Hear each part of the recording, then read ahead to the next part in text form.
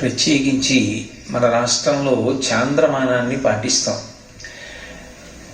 చాంద్రమానంలో 8వ నెల కార్తీక మాసం. కృత్తికా నక్షత్రంతో పౌర్ణమి నాడు చంద్రుడు కూడి ఉన్నటువంటి నెల కనుక దీనికి కార్తీక మాసము అని పేరు. ఈ మాసానికి ఒక ప్రత్యేకత ఉంది. మిగిలిన మాసాల కన్నా చాలా భిన్నత్వంతో కూడుకుని ఉంటుంది.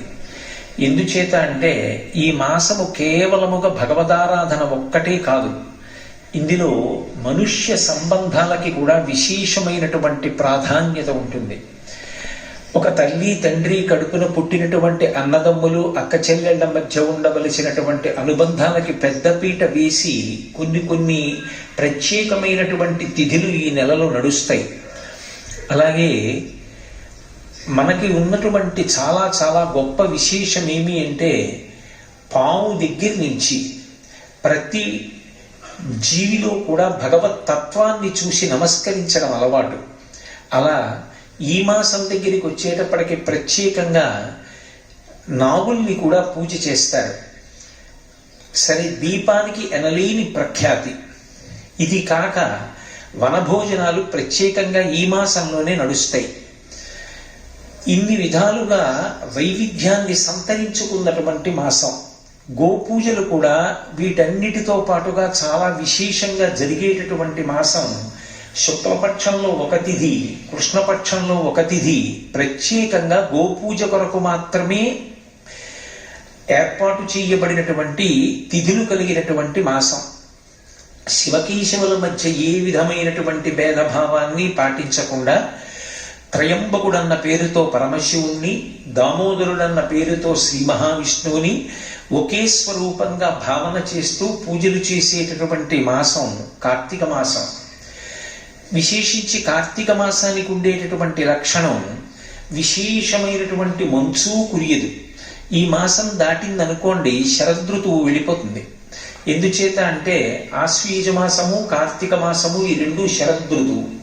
శరదృతువు దాటిపోయింది అంటే హేమంత ఋతువు ప్రారంభం అయిపోతుంది. హేమంత ఋతువు ప్రారంభమైందంటే విశేషంగా మంచు పడడం మొదలవుతుంది. మంచు పడడం మొదలైంది అంటే అది జీవకోటికి ఆరోగ్యానికి అంత యోగ్యమైనది కాదు. అందరూ బ్రాహ్మీ ముహూర్తంలో లేచి అనుష్ఠానం చెయ్యడం కూడా అంత తేలికైనటువంటి విశేషం కాదు. గ్రీష్మ ఋతువు ఉందనుకోండి, విశేషమైనటువంటి తాపంతో ఉంటుంది. అందుకే అంత తాపంతో ఉండేటటువంటి కాలంలో భగవంతుని యందు మనసు నిలబెట్టి ఆరాధన చెయ్యడం కూడా అంత తేలిక కాదు. వర్ష ఋతువు ఉందనుకోండి, హోరున వర్షములు పడుతుంటే భగవదారాధన యందు మనసు నిలబెట్టడం, దేవాలయాలకు వెళ్ళడం, ప్రదక్షిణం చెయ్యడం, దీపాలు వెలిగించడం, అనేకమైనటువంటి పూజాదులను నిర్వర్తించడం సుసాధ్యమైనటువంటి విషయం కాదు. ప్రకృతి పరంగా ఆలోచించినప్పటికీ కూడా ఈ కార్తీక మాసంలో ఉన్నంత సౌలభ్యం, ఇప్పుడు ఉన్నటువంటి ఆనుకూల్యత మిగిలిన మాసములలో కనపడదు. ఇది శరదృతువైనటువంటి కారణం చేత పండు వెన్నెల కురుస్తూ ఉంటుంది. చంద్రుడు పరమ ఆహ్లాదకరంగా ప్రకాశిస్తూ ఉంటాడు. ఆకాశం అంతా చిన్న చిన్న తెల్లటి దూది పింజల వంటి మబ్బులతో నిండి ఉండి ప్రస్ఫుటమైనటువంటి కాంతి భూమి అంతటా కూడా ప్రసరించి ఉంటుంది. ఈ కాలంలో ప్రత్యేకించి రాత్రుల యొక్క నిడివి ఎక్కువగా ఉంటుంది, పగలు యొక్క నిడివి తక్కువగా ఉంటుంది. అందరూ కూడా ఉపాసన చెయ్యడానికి యోగ్యమైనటువంటి కాలం. మనకి ఋషులు దార్శనికులు. మనందరం కూడా ఋషులకు రుణపడిపోయాం. ఎందుకని అంటే ఋషులు కేవలం వాళ్ళు తరించడం కాదు, మనందరం కూడా తరించడానికి వీలుగా కాలాన్ని విభాగం చేసి మనకి అందించారు. అలా అందించినప్పుడు ఉపాసనని దృష్టిలో పెట్టుకుని, జంతువునాం నరజన్మ దుర్లభం కనుక నరుడిగా జన్మించినటువంటి వ్యక్తి భగవంతుని ఉపాసన చేసి భగవంతుణ్ణి పొందడానికి యోగ్యమైనటువంటి విభూతి ఏ కాలమునందు బాగా ప్రస్ఫుటమై ప్రసరిస్తుందో అటువంటి కాలమును గణన చేసి ఒక సంవత్సరాన్ని ప్రమాణంగా చేసుకుని దాన్ని రెండుగా విభాగం చేశారు. ఒకటి దక్షిణాయనం, రెండవది ఉత్తరాయణం. దక్షిణాయన పుణ్యకాలము అంటాం. ఎందుచేత అంటే దక్షిణాయనం అంతా కూడా ఉపాసన సంబంధమై ఉంటుంది. ఉపాసన అన్న మాటకు అర్థం ఏమిటంటే దగ్గరగా కూర్చుండుట అని. దగ్గరగా కూర్చుండుట అంటే ఏదో భౌతికంగా దగ్గరగా కూర్చోవడం కాదు, మనసులో భగవంతుడి గురించి చింతన చెయ్యడానికి ఎక్కువ అవకాశం ఉన్నటువంటి సందర్భం. లోపల ఏ పని చేస్తున్నా భగవంతుడి గురించినటువంటి స్మరణ ఉండాలి. ఏది జరుగుతుండనివ్వండి, అది భగవంతుడితో ముడిపడాలి.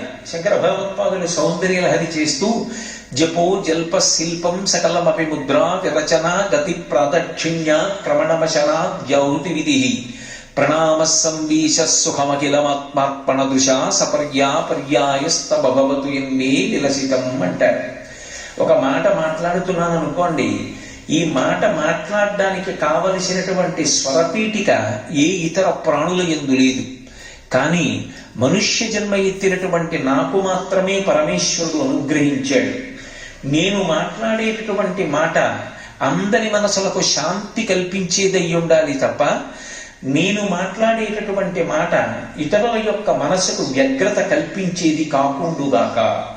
ఈ అనుగ్రహాన్ని నాకు పరదేవత ఇచ్చింది కాబట్టి దీన్ని నేను ఎప్పుడూ సద్వినియోగం చేసుకుంటాను అని మాట మాట్లాడే ముందు కానీ, మాట మాట్లాడిన తర్వాత కానీ మాట యొక్క గొప్పతనాన్ని తెలుసుకుని ఆ మాట మాట్లాడగలిగినటువంటి ప్రాణి 84 లక్షల జీవరాశులలో నరుడు ఒక్కడేనని, అటువంటి నరుడిగా జన్మని పొందడానికి నాకంటూ ఒక ప్రత్యేకమైన పుణ్యం ఉందని తెలియకపోయినా భగవంతుని యొక్క నిర్హేతుక కృపాకటాక్ష వీక్షణము చేత మాత్రమే ఈ నరజన్మ లభించిందని, అటువంటి జన్మలో నాకు పరమేశ్వరుడు స్వరపేటికి నిచ్చినందుకు కృతజ్ఞుడనై దాన్ని నేను దుర్వినియోగం చెయ్యకుండా సర్వకాలములందు కూడా దాన్ని సద్వినియోగం చేసుకుంటానని, పరదేవత ఇచ్చినటువంటి ఆ వైభవాన్ని ఆమె అనుగ్రహం కొరకే ఉపయోగించుకుంటానని నిరంతరం భావన చెయ్యడానికి పూజా మందిరంతో సందర్భం ఉండదు.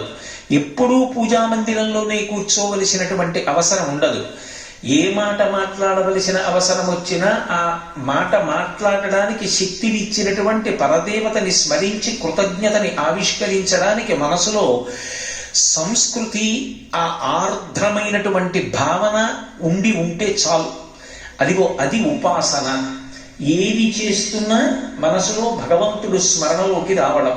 పానీయంబులు త్రావుచున్ కుడుచుచున్ భాషించుచున్ హాసలీలా నిద్రాగులు చేయుచున్ తిరుగుచున్ లక్షించుచున్ సంతత శ్రీనారాయణ పాద పద్మయుగళీ చింతామృతాస్వాద సంధానుండై మరచం సురారిసుకుడే తద్విశ్వమున్ భూవరా అంటారు పోతన గారి భాగవతంలో.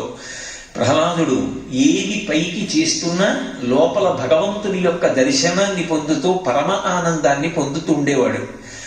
అలా ఉపాసన చెయ్యాలి అంటే మనసు నిలబడాలి. అన్నిటికన్నా ప్రధానం మనసు. అది ఇంద్రియములను యాంత్రీకరణ చేసి ఎక్కడికో వెళ్ళిపోతుంది. ఒక పూజ మొదలు పెట్టారనుకోండి, ఓం నిధనపతయే నమః అన్నప్పుడు ఉంటుంది, ఓం నిధనపతాంతికాయ నమః అనేటప్పటికి ఎక్కడికో వెళ్ళిపోతుంది. చేతిని యాంత్రీకరిస్తుంది, నోటిని యాంత్రీకరిస్తుంది, నోరు నామని చెప్తుంది, చెయ్యి పట్టుకెళ్ళి పువ్వులు భగవంతుని యొక్క పాదముల యందు సమర్పిస్తుంటుంది. ఈశ్వరుడు అంటాడు, నాకు ఇవన్నీ అక్కర్లేదు, ఈ పదార్థములన్నిటినీ నేనే సృజించాను, నువ్వు కొత్తగా తెచ్చేది లేదు, నేను సృజించినది నాకు ఇస్తున్నావు. నీ శరీరాన్ని కూడా నువ్వు సృజించుకోలేదు. సప్త ధాతువులతో చర్మము, రక్తము, మాంసము, కొవ్వు, అస్థి, శుక్ల, మేధ అనబడేటటువంటి 7 పదార్థములతో దాన్ని నేనే తయారు చేశాను. నాకు కావలసింది నీ మనసు నా పాదముల దగ్గర పెట్టు. నువ్వెవరన్నది నాకు అనవసరం. నరత్వం, దేవత్వం, నగవన మృగత్వం, వశకత, పశుత్వం, కీటత్వం భవతు విహగత్వాది జననం సదాత్వ పాదాబ్జ స్మరణ పరమానందలహరీ విహారాసక్తం చేద్రూతయ విహకింతే నవపుష అంటారు శంకర భగవత్పాదులు. శరీరంతో సంబంధం లేదు. మనసు భగవంతుని దగ్గర పెట్టగలిగినటువంటి ప్రాణి ఏదైనా తరించింది. ఒక్కొక్కసారి మనుష్య జన్మ కాకపోయినా తరించిన ఉన్నాయి. ఏ వేదంబు పఠించలూత భుజగం శాస్త్రములు సూచే తానే విద్యాభ్యాసమునర్చె కరి చించే మంత్రమోహించే బోధావిర్భావ నిధానముల్ చదువులయ్యా కాదు మీ పాద సంసేవాసక్తియ కాక జంతుతతికిన్ శ్రీకాళహస్తీశ్వర అంటాడు ధూర్జటి. ఒక సాలెపురుగు, ఒక ఏనుగు, ఒక పాము తరించే. ఒక కొండ నరత్వం దేవత్వం నగమన మృగత్వం వశకత పశుత్వం కీటత్వం భవతు విహగత్వాది జననం అని శంకరుడు అన్నట్టుగా ఒక కొండ అయితేని భద్రాద్రి తపస్సు చేసి రామచంద్రమూర్తిని తన శిరస్సు మీద నిలబెట్టుకోగలిగింది. వామాంక స్థిత జానకీ పరిలసత్కోదండ దండంకరీ చక్రం చోద్భకరీడ బాహుయుగళే శంఖం శరం దక్షిణి బిభ్రాణం జలజాత పత్రనయనం భద్రాద్రి మూర్ధ్ని స్థితం కేయూరాది విభూషితం రఘుపతిం సౌమిత్రియుక్తం భజే. ఆ భద్రాచలం ఎంత గొప్పదైంది, వెంకటాచలం ఎంత గొప్పదైంది, శ్రీశైలం ఎంత గొప్పదైంది. పర్వతములైతే మాత్రం అవి భగవంతుణ్ణి తమ శిరస్సును దాల్చి తరించేయి. మనసు భగవంతుని యందు నిలబెట్టడానికి యోగ్యమైనటువంటి కాలాన్ని ఋషులు గణన చేసి దాన్ని బ్రాహ్మీ ముహూర్తము అని నిర్ణయం చేశారు. బ్రాహ్మీ ముహూర్తము అంటే సూర్యోదయానికి ముందు ఉండేటటువంటి కాలం. సూర్యోదయం నుంచి 88 నిమిషాల ముందున్న కాలాన్ని బ్రాహ్మీ ముహూర్తం ఉండేటటువంటి కాలము అని పిలుస్తారు. అది భగవదారాధనకు అత్యంత ఉపయుక్తమైనటువంటి కాలం. ఆ సమయంలో భగవంతుని యందు మనసు నిలబెట్టడం తేలిక. ఒక రోజుకి సూర్యోదయానికి ముందు 88 నిమిషములు ఎలా అరుణోదయంతో కలిపి భగవదారాధనకు యోగ్యమవుతుందో అలా ఒక సంవత్సరాన్ని ప్రమాణంగా తీసుకుంటే అందులో బ్రాహ్మీ ముహూర్తముగా పరిగణింపబడేటటువంటిది ఆశ్వీజ మాసం. అందుకే తమోగుణం విరిగిపోవడానికి దేవీ నవరాత్రులతో ఉపాసన ప్రారంభమవుతుంది. తర్వాత వచ్చేటటువంటి మాసం కార్తీక మాసం. కార్తీక మాసం దగ్గరికి వచ్చేటప్పటికీ అగ్ని సంబంధమైనటువంటి ఆరాధన చాలా విశేషంగా ఉంటుంది. ఎందుచేత అంటే కృత్తికా నక్షత్రంతో చంద్రుడు కూడేటటువంటి మాసం. కృత్తిక అగ్ని సంబంధమైనటువంటి నక్షత్రం. ఈ నెల అంతా కూడా అగ్ని సంబంధంగానే ఉంటుంది. అందుకే అసలు ఆశ్వీజ మాసం యొక్క చిట్ట చివరి రోజైనటువంటి అమావాస్య నాడు దీపావళి, ఆవళి అంటే వరుస, దీపముల యొక్క సమాహారంగా పండగ ప్రారంభమవుతుంది. ఇంకా ఆ తరువాత కార్తీక మాసం అంతా కూడా దీపము యొక్క ఆరాధన. ఒక్క విషయాన్ని మీరు బాగా గమనించవలసి ఉంటుంది. అసలు సనాతన ధర్మం అగ్ని ఆరాధన మీద ఆధారపడింది. మిగిలిన ధర్మములకు సనాతన ధర్మములకు ఒక ప్రత్యేకమైనటువంటి వ్యత్యాసం ఉన్నది. ఇక్కడ ధర్మచక్రం దేనిని ఆధారం చేసుకుని తిరుగుతుంది అంటే అగ్నిని ఆధారం చేసుకుని తిరుగుతుంది. అందుకే లింగ పురాణంలో వ్యాస భగవానుడు అగ్నిహోత్రుడు గురించి మాట్లాడుతూ ఒక మాట అంటాడు. హవ్యం మహతి దేవానాం కవ్యం కవ్యాసినామపి పాకంచ మృతే మహి శంకరస్యైవ శాసనాత్ అంటాడు. ఆయన హవ్యవాహనుడై మనం దేవతలకి హవిస్సునిస్తే స్వాహ అంటూ వేసినటువంటి పదార్థాన్ని అగ్నిహోత్రుడు తీసుకెళ్లి దేవతలకు ఇస్తాడు. దేవతలు మనం ఇచ్చినటువంటి పదార్థాన్ని తిని వాళ్ళు సంతోషించి వర్షం కురిపిస్తారు. వర్షం కురిపిస్తే పాడి పంట కలుగుతుంది. భాగవతం దశమ స్కంధంలో అంటారు, ఎప్పుడైనా వర్షం కురిసిందనుకోండి దానివల్ల సమృద్ధిగా పంట కలుగుతుంది. అందుకే మఖము చెయ్య వజ్రి నది సంతసించును, వజ్రి సంతసింప వాన కురియు, వాన కురిసి గసము వసుమతిపై పెరుగు, గసము మీసి ధీను గణము బ్రతుకు. మనం యజ్ఞం చేస్తే హవిస్సు దేవతలు తింటారు. దేవతలు తిని సంతోషిస్తే వర్షం కురిపిస్తారు. వర్షం కురిపిస్తే పాడి పంట. పాడి పంట ఉంటే మనం సమృద్ధిగా ఉంటాం. మనమే కాదు, శం ద్విపదే శం చతుష్పదే, 4 కాళ్ళున్న ప్రాణుల దగ్గర నుంచి అందరూ సంతోషంగా ఉంటారు. మనం సంతోషంగా ఉంటే మళ్ళీ యజ్ఞం చేస్తాం. మళ్ళీ యజ్ఞం చేస్తే దేవతలకి మళ్ళీ హవిస్సు అందుతుంది. మళ్ళీ సంతోషిస్తే మళ్ళీ వేళ పట్టున వర్షం కురిపిస్తారు కురవవలసిన సమయంలో. అప్పుడు మళ్ళీ పాడి పంట వృద్ధిలోకి వస్తాయి. అదొక ధర్మచక్రం. అలాగే పితృదేవతలకి కవ్యం ఇవ్వాలంటే అగ్నిహోత్రుడి ద్వారా ఇస్తారు. ఇంట్లో ఆహారాన్ని పచనం చేసుకోవాలంటే అగ్నిని ఆరాధన చేసుకుని చేస్తారు. తెల్లవారి లేచినదాదిగా అగ్నిని ఆరాధించడము ప్రధానమైనటువంటి జాతి ఏది అంటే సనాతన ధర్మమును నమ్మినటువంటి వాళ్ళ యొక్క లక్షణం. అందుకే ఇక్కడ ప్రధానమైన ఆచారము దేని మీద ఆధారపడుతుంది అంటే అగ్ని ఆరాధన మీద ఆధారపడుతుంది. అగ్నిని ఆరాధించడం ఎవరో కొన్ని వర్ణముల వారు మాత్రమే చేసేటటువంటిది కాదు. అన్ని వర్ణముల వారు అగ్ని ఆరాధన చేస్తారు. అందుకే వైద్యనాథ దీక్షితీయాన్ని పరిశీలిస్తే అన్ని వర్ణముల వారు అగ్ని ఆరాధన చేస్తారు అనేటటువంటి విషయం సుస్పష్టంగా తెలుస్తుంది. చిట్ట చివర ఒక వ్యక్తి శరీరాన్ని విడిచిపెట్టేశాడు అనుకోండి, కొడుకు మా తండ్రి గారు శరీరంతో ఉన్నంత కాలం అగ్నిని ఆరాధించారు, ఓ అగ్ని నిన్ను పరమ పవిత్రంగా భావన చేసి ప్రతిరోజు నీకు నమస్కరించారు, నిన్ను ఆరాధించారు. అటువంటి మా తండ్రి గారి శరీరం పడిపోయింది, ఇప్పుడు ఆ శరీరం కదలదు. మా నాన్నగారు బ్రతికున్నంత కాలం నీకు హవిస్సునిచ్చారు, ఇవాళ మా నాన్నగారి శరీరాన్ని హవిస్సుగా నీలో వేసేస్తున్నారు. దీన్ని కాల్చక ఇబ్బంది పెట్టకుండా భగ్గున కాల్చి పంచభూతముల యందు కలిపేసేయమని కొడుకు ప్రార్థన చేసి తండ్రి శరీరాన్ని అగ్నిహోత్రంలో హవ్యంగా సమర్పించేస్తాడు.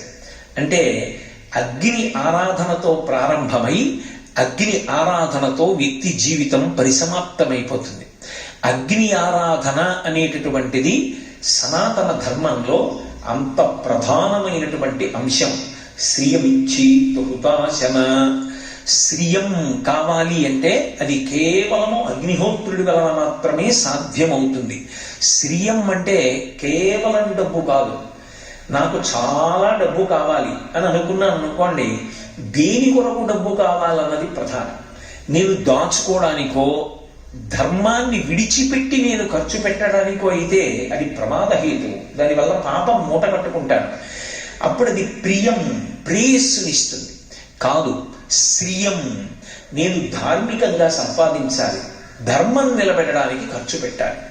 ఇప్పుడు అది శ్రియం, మంచి ఆలోచనను ఆ ఆలోచన కార్యరూపం దాల్చడానికి కావలసినటువంటి ఐశ్వర్యాన్ని రెండిటినీ కూడా ఇవ్వగలిగిన వాడెవరు అంటే అగ్నిహోత్రుడు. అందుకనే భట్టారక శబ్దం అన్వయమైంది. భట్టారకుడు అంటే పూజనీయుడు. అటువంటి అగ్ని మనకి మంచి ఆలోచనలు ఇస్తాడు, ధర్మం ఇస్తాడు, ధార్మికమైనటువంటి కార్యముల యందు ఉత్సుకతనిస్తాడు, ధార్మికమైన కార్యక్రమాలను నిర్వర్తించడానికి కావలసినటువంటి సమస్త విభూతులను మనకి అనుగ్రహిస్తాడు. తత్కారణము చేత పుణ్యాన్ని ఇస్తాడు. ఆ పుణ్యము వలన చిత్తశుద్ధినిస్తాడు, చిత్తశుద్ధి వలన జ్ఞానం ఇస్తాడు. ఆ జ్ఞానము వలన ఇక పుట్టవలసిన అవసరం లేని పునరావృత్తిరహిత శాశ్వత శివ సాయుధ్య స్థితికి కారణమవుతాడు. అందుకే సనాతన ధర్మంలో అగ్ని ఆరాధనకు అంత ప్రత్యేకత ఉంది. విశేషించి ఈ ఋతువు దగ్గరికి వచ్చేటప్పటికీ ఒక లక్షణం ఉంది. యమధర్మరాజు గారి యొక్క ఒక దంస్ట్ర శరదృతువులో బయటికి వస్తుంది అని దేవీ భాగవతం. ద్వావృతు యమదంస్ట్రాకేనూనం సర్వజనేషు వైహి అని. వసంత ఋతువులో ఒక కోర బయటికి వస్తుంది, శరదృతువులో ఒక ఋతువు బయటికి వస్తుంది. ఈ రెండు ఋతువుల్లో ఆయన కోర బయటికి వచ్చిన కారణం చేత ప్రకృతి సంబంధమైనటువంటి ఉపద్రవములు సంభవిస్తాయి, అంటురోగాలు సంభవిస్తాయి.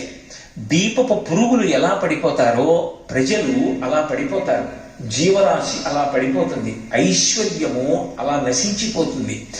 అలా పడిపోకుండా ఉండాలి అంటే ఆశ్వీజ మాసంలో అమ్మవారి ఆరాధనతో మొదలుపెట్టి పరమమంగళప్రదమైనటువంటి రీతిలో కార్తీక మాసం దగ్గరికి వచ్చేటప్పటికి దీపాన్ని ఆరాధించడం, దీపాన్ని వెలిగించడం ప్రధానమవుతుంది. ఎందుచేత దీపం వెలిగించాలి అంటే పైకి భక్తి, దీపము, మంగళప్రదత్వము, పరమసత్యములు, ఆంతరముగా దాని ఎందు ఒక విశేషం ఉంది.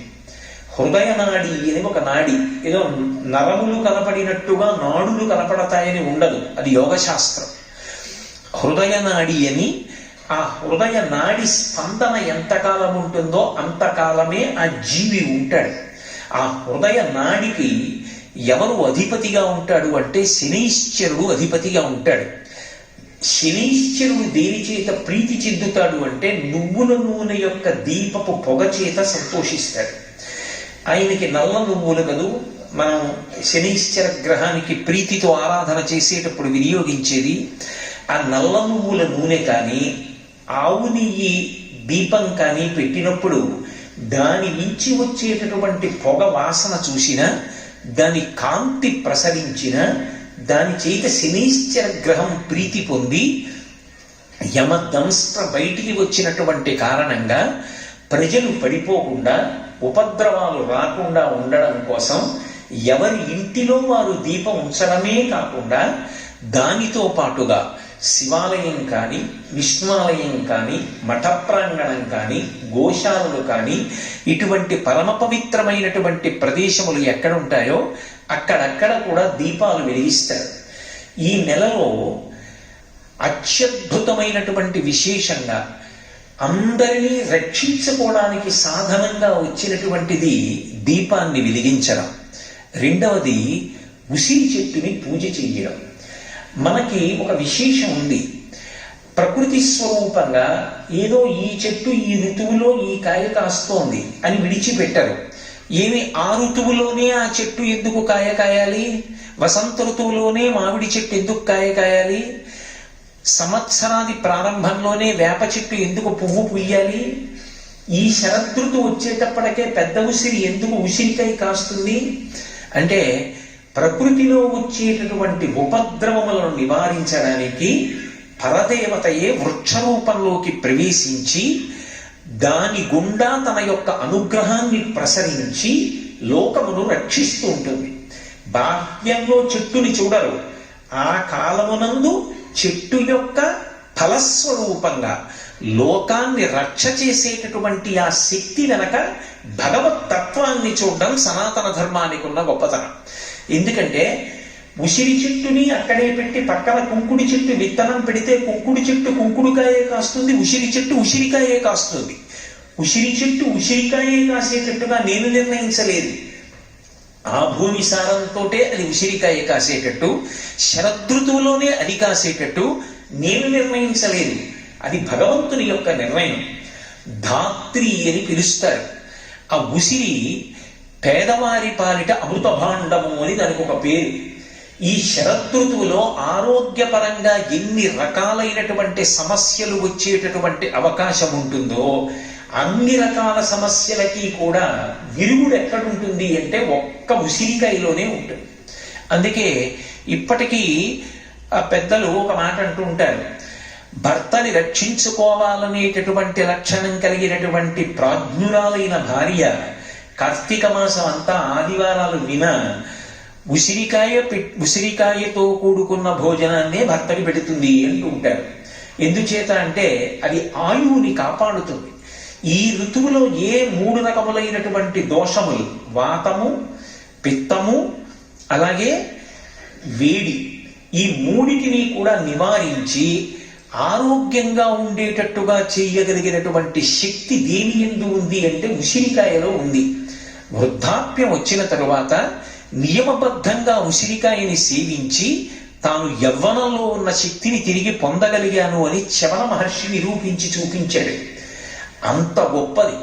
అందుకే ఈ కాలమునందు మిగిలినటువంటి వృక్షములతో పాటుగా, అంటే మిగిలిన వృక్షములంటే నా ఉద్దేశంలో ప్రతిరోజు పూజలు అందుకునేది తులసి. అటువంటి తులసితో పాటుగా ప్రత్యేకమైనటువంటి పూజ కార్తీక మాసంలో దేనికి అంటే ధాత్రి పూజ. ఉసిరికి పూజ చేస్తారు. ఉసిరికి చేసేటటువంటి పూజ కూడా సామాన్యంగా ఉండదు. కార్తీక మాసంలో ఉసిరి చెట్టుకు చేయవలసినటువంటి పూజ యొక్క కల్పాన్ని ప్రత్యేకంగా ధర్మసింధు లాంటి గ్రంథాలు మనకి తెలియచేసాయి. ఉసిరి చెట్టు ఎక్కడ ఉంటుందో అక్కడికి వెళ్ళి ఆ ఉసిరి చెట్టు దగ్గర నిలబడి దాని యొక్క మొదట్లో ఇంత పసుపు కుంకుమో అక్షతలో సమర్పించి ఉసిరి చెట్టుని ప్రార్థన చేస్తూ కొన్ని మాటలు చెప్తారు. ఇక్కడ మీరు ఒక విషయం గమనించాలి. యజుర్వేదంలో కూడా రుద్రాధ్యాయంలో ఒక మాట అంటారు, నమో వృక్షేభ్యో హరికేశాయోపవీతినే పుష్టానాం పతయే నమో నమో అంటారు. ఈ చెట్టు రూపంగా ఉన్న శివుడికి నమస్కారం, చెట్టు ఆకులుగా ఉన్న శివుడికి నమస్కారం, చెట్టు ఆకులలో ఆకుపచ్చతనంగా ఉన్న శివుడికి నమస్కారం అంటారు. అలా ఈ ధాత్రి రూపంలో ఉన్నటువంటి ఈ ఉసిరి చెట్టు ఉందే, ఇది చెట్టు అని నేను అనుకోవట్లేదు. ఇది పరదేవత. పరదేవతయై ఈ కాలంలో ఎన్ని ఉపద్రవాలు వస్తాయో అన్ని ఉపద్రవాలకి విరుగుడు కూడా ఈ చెట్టులోంచి వస్తోంది. అంటే అమ్మవారే ఈ చెట్టు రూపంలో నిలబడి అనుగ్రహాన్ని కురిపిస్తోంది. ప్రత్యేకించి శరదృతువులో కార్తీక మాసంలో ఇంత అనుగ్రహాన్ని వర్షించేటటువంటి ఈ చెట్టు లోపల పరదేవతయే ఉండి ఇదిగో ఇలా అనుగ్రహిస్తోంది. అందుకే మొట్టమొదటనే ఏం చెప్తారంటే ధాత్రీదేవి నమస్తుభ్యం సర్వపాప క్షయంకరి. పుత్ర कुछ नया पिलाइए. Hello hello hello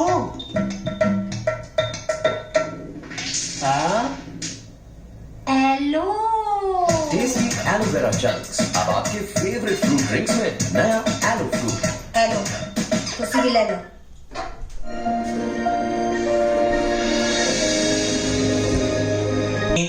యశోదీహి బలంచమే.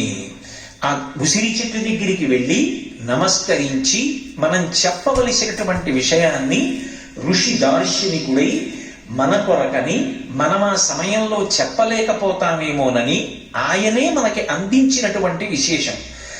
మేధాం ప్రజ్ఞాంచ సౌభాగ్యం విష్ణుభక్తించ శాశ్వతీం నీరోగం కురుమాం నిత్యం నిష్పాపం కురు సర్వదా.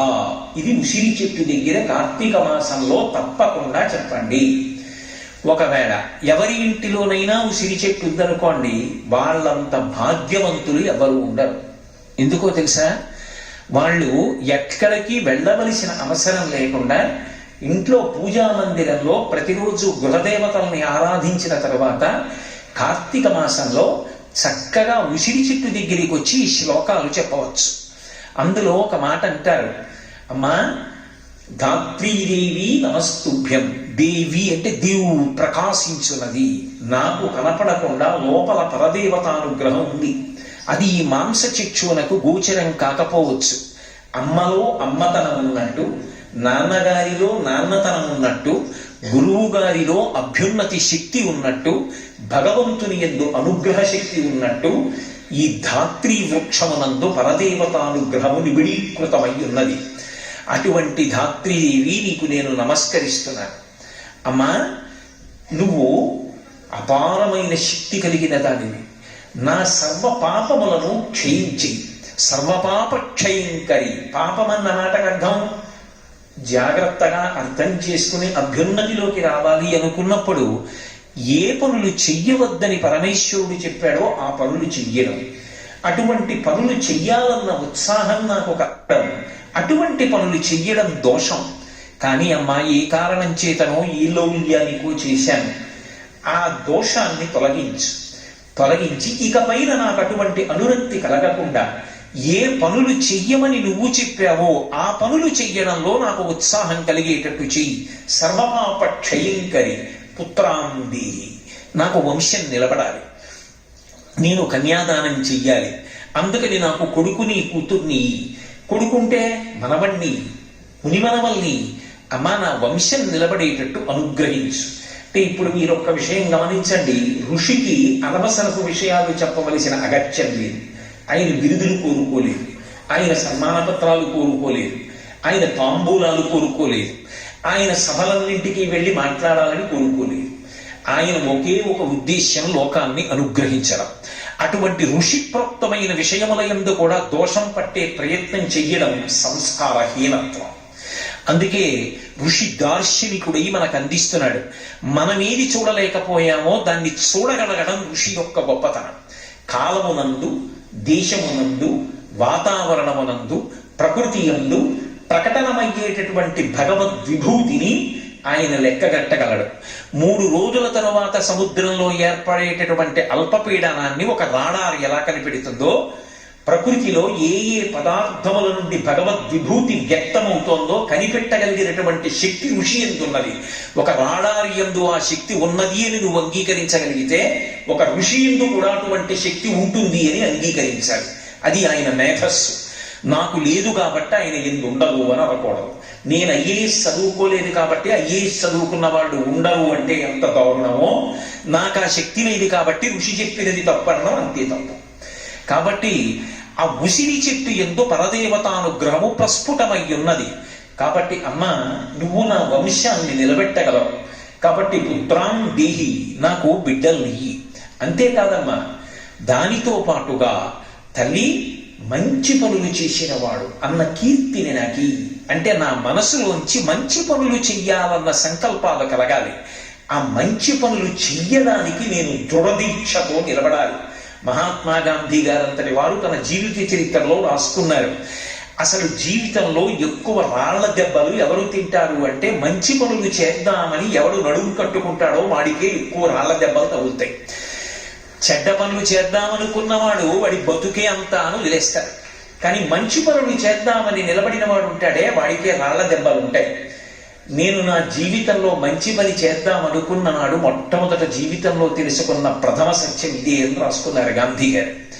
కాబట్టి తల్లి, నాకు ఒక మంచి సంకల్పం కలగచ్చు, కానీ దాన్ని ఆచరణలోకి తీసుకొద్దామంటే ఎన్నో వ్యతిరేక శక్తులు బయలుదేరుతాయి.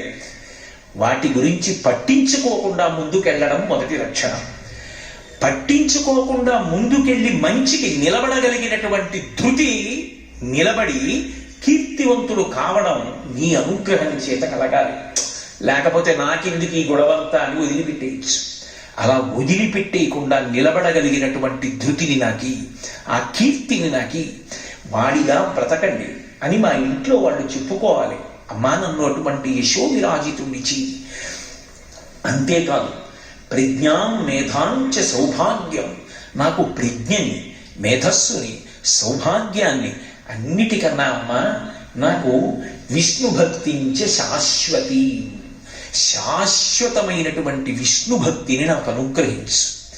తల్లి, నిరోగం కురుమాం నిత్యం, నా శరీరము రోగము లేకుండా ఉండేటట్టుగా చూడు. శరీరమునకు రోగం ఉండకూడదు, మనసుకి నిరుత్సాహం ఉండకూడదు. ఎంత ఆరోగ్యవంతమైన శరీరం కానివ్వండి, మంచి శ్రేష్టమైన ఆహారం తింటాను, ప్రతిరోజు 1 గంట సేపు వ్యాయామం చేస్తాను, ఆరోగ్యంతో ఉంటాను. ఏం చేస్తావు ఆ ఆరోగ్యవంతమైన శరీరంతో? ఏమీ చెయ్యను, ఇంట్లో కూర్చుంటాను, ఏవో అక్కర్లేని కబుర్లన్నీ మాట్లాడుతూ ఉంటాను.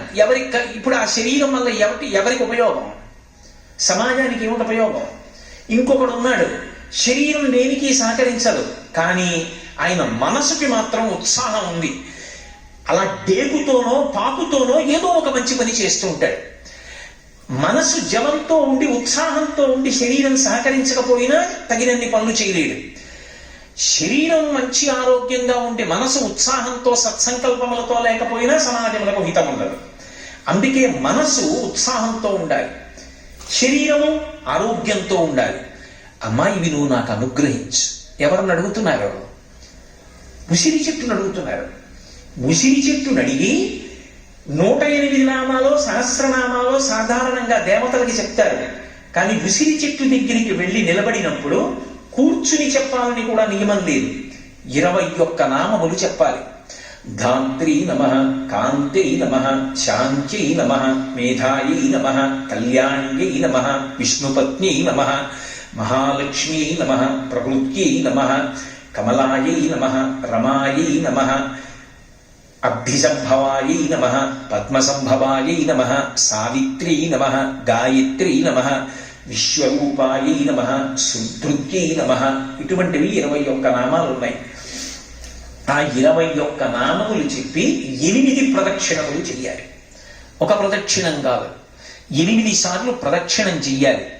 కార్తీక మాసం మొత్తం మీద ఒక్కసారైనా నువ్వు ఉసిరి చెట్టుకి 8 దీపములు ఉంచు అన్నారు.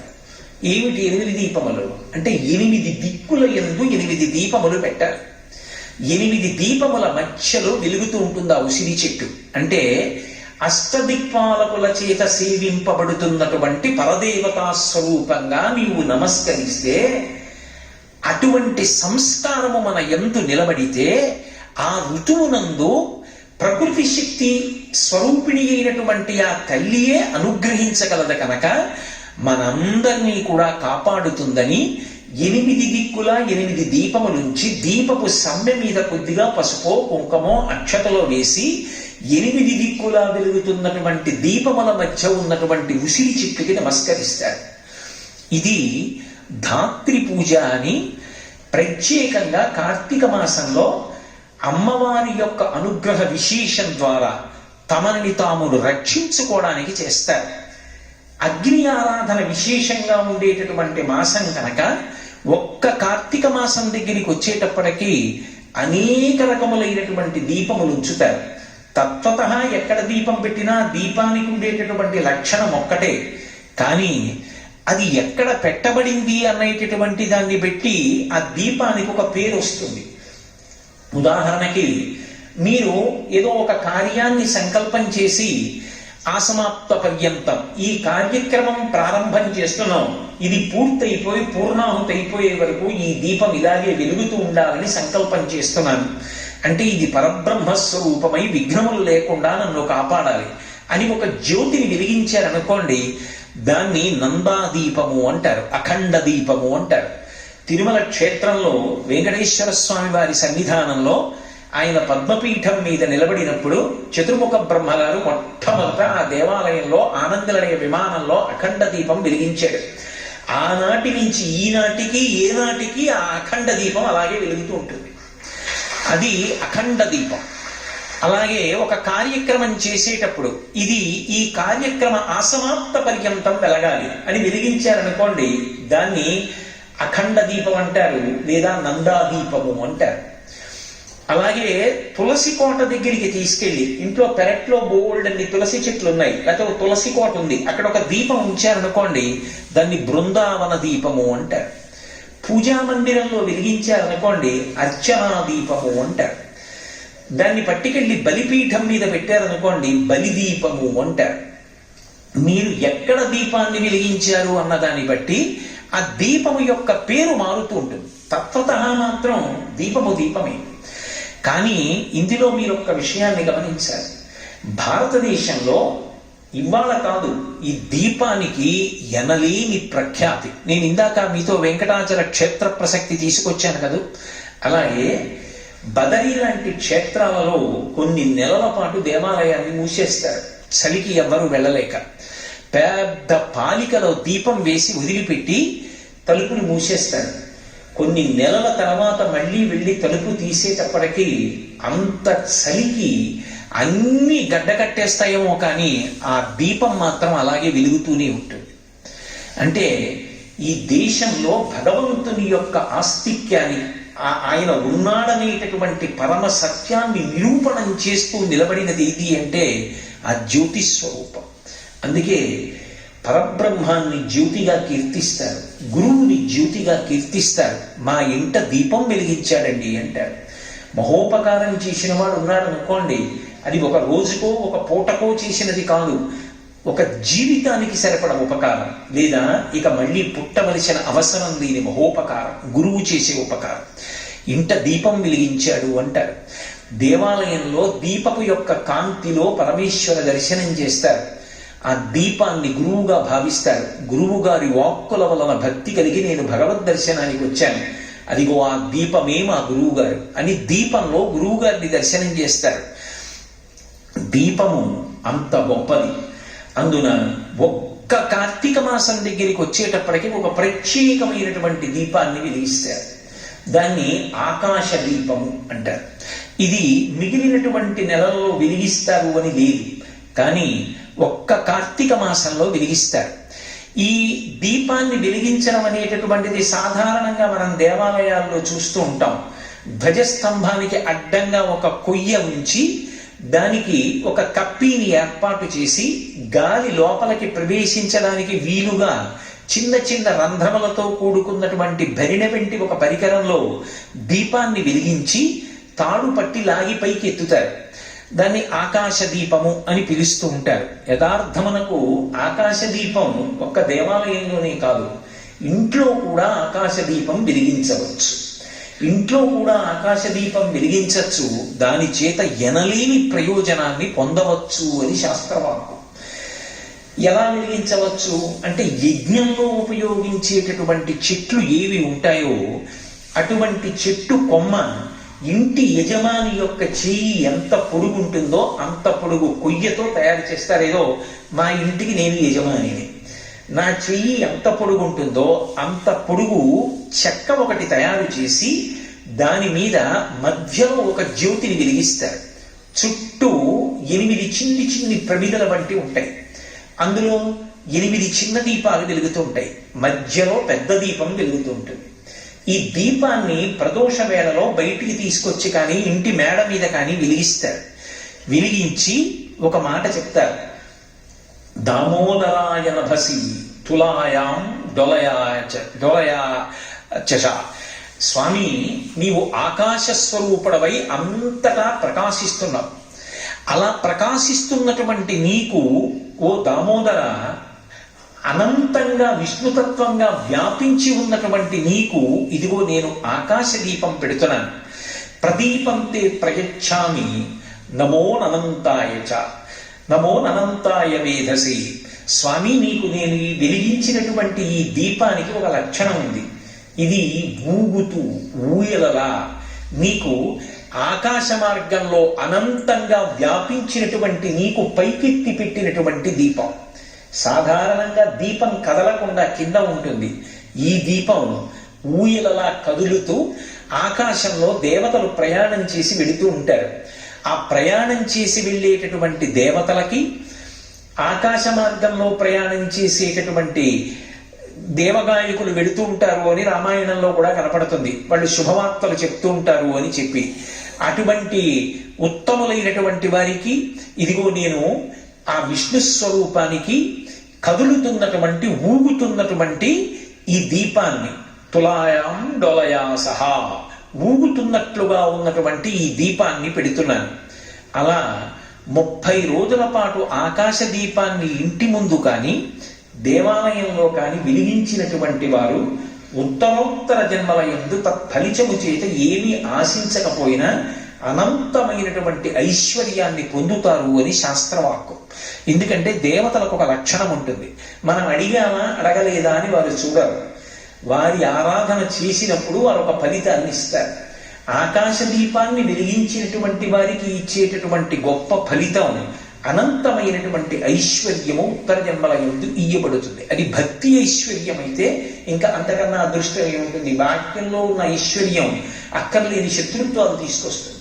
భక్తి ఐశ్వర్యం యోగరతో వా భోగరతో వా ఎప్పుడు సంతోషంతో నందతి నందతి నందచ్చేవ, ఆనందంతో లోపల భగవంతుణ్ణి స్మరిస్తూ ఆనందంగా కాలం గడపడానికి వీలైనటువంటి స్థితిని కల్పిస్తుంది.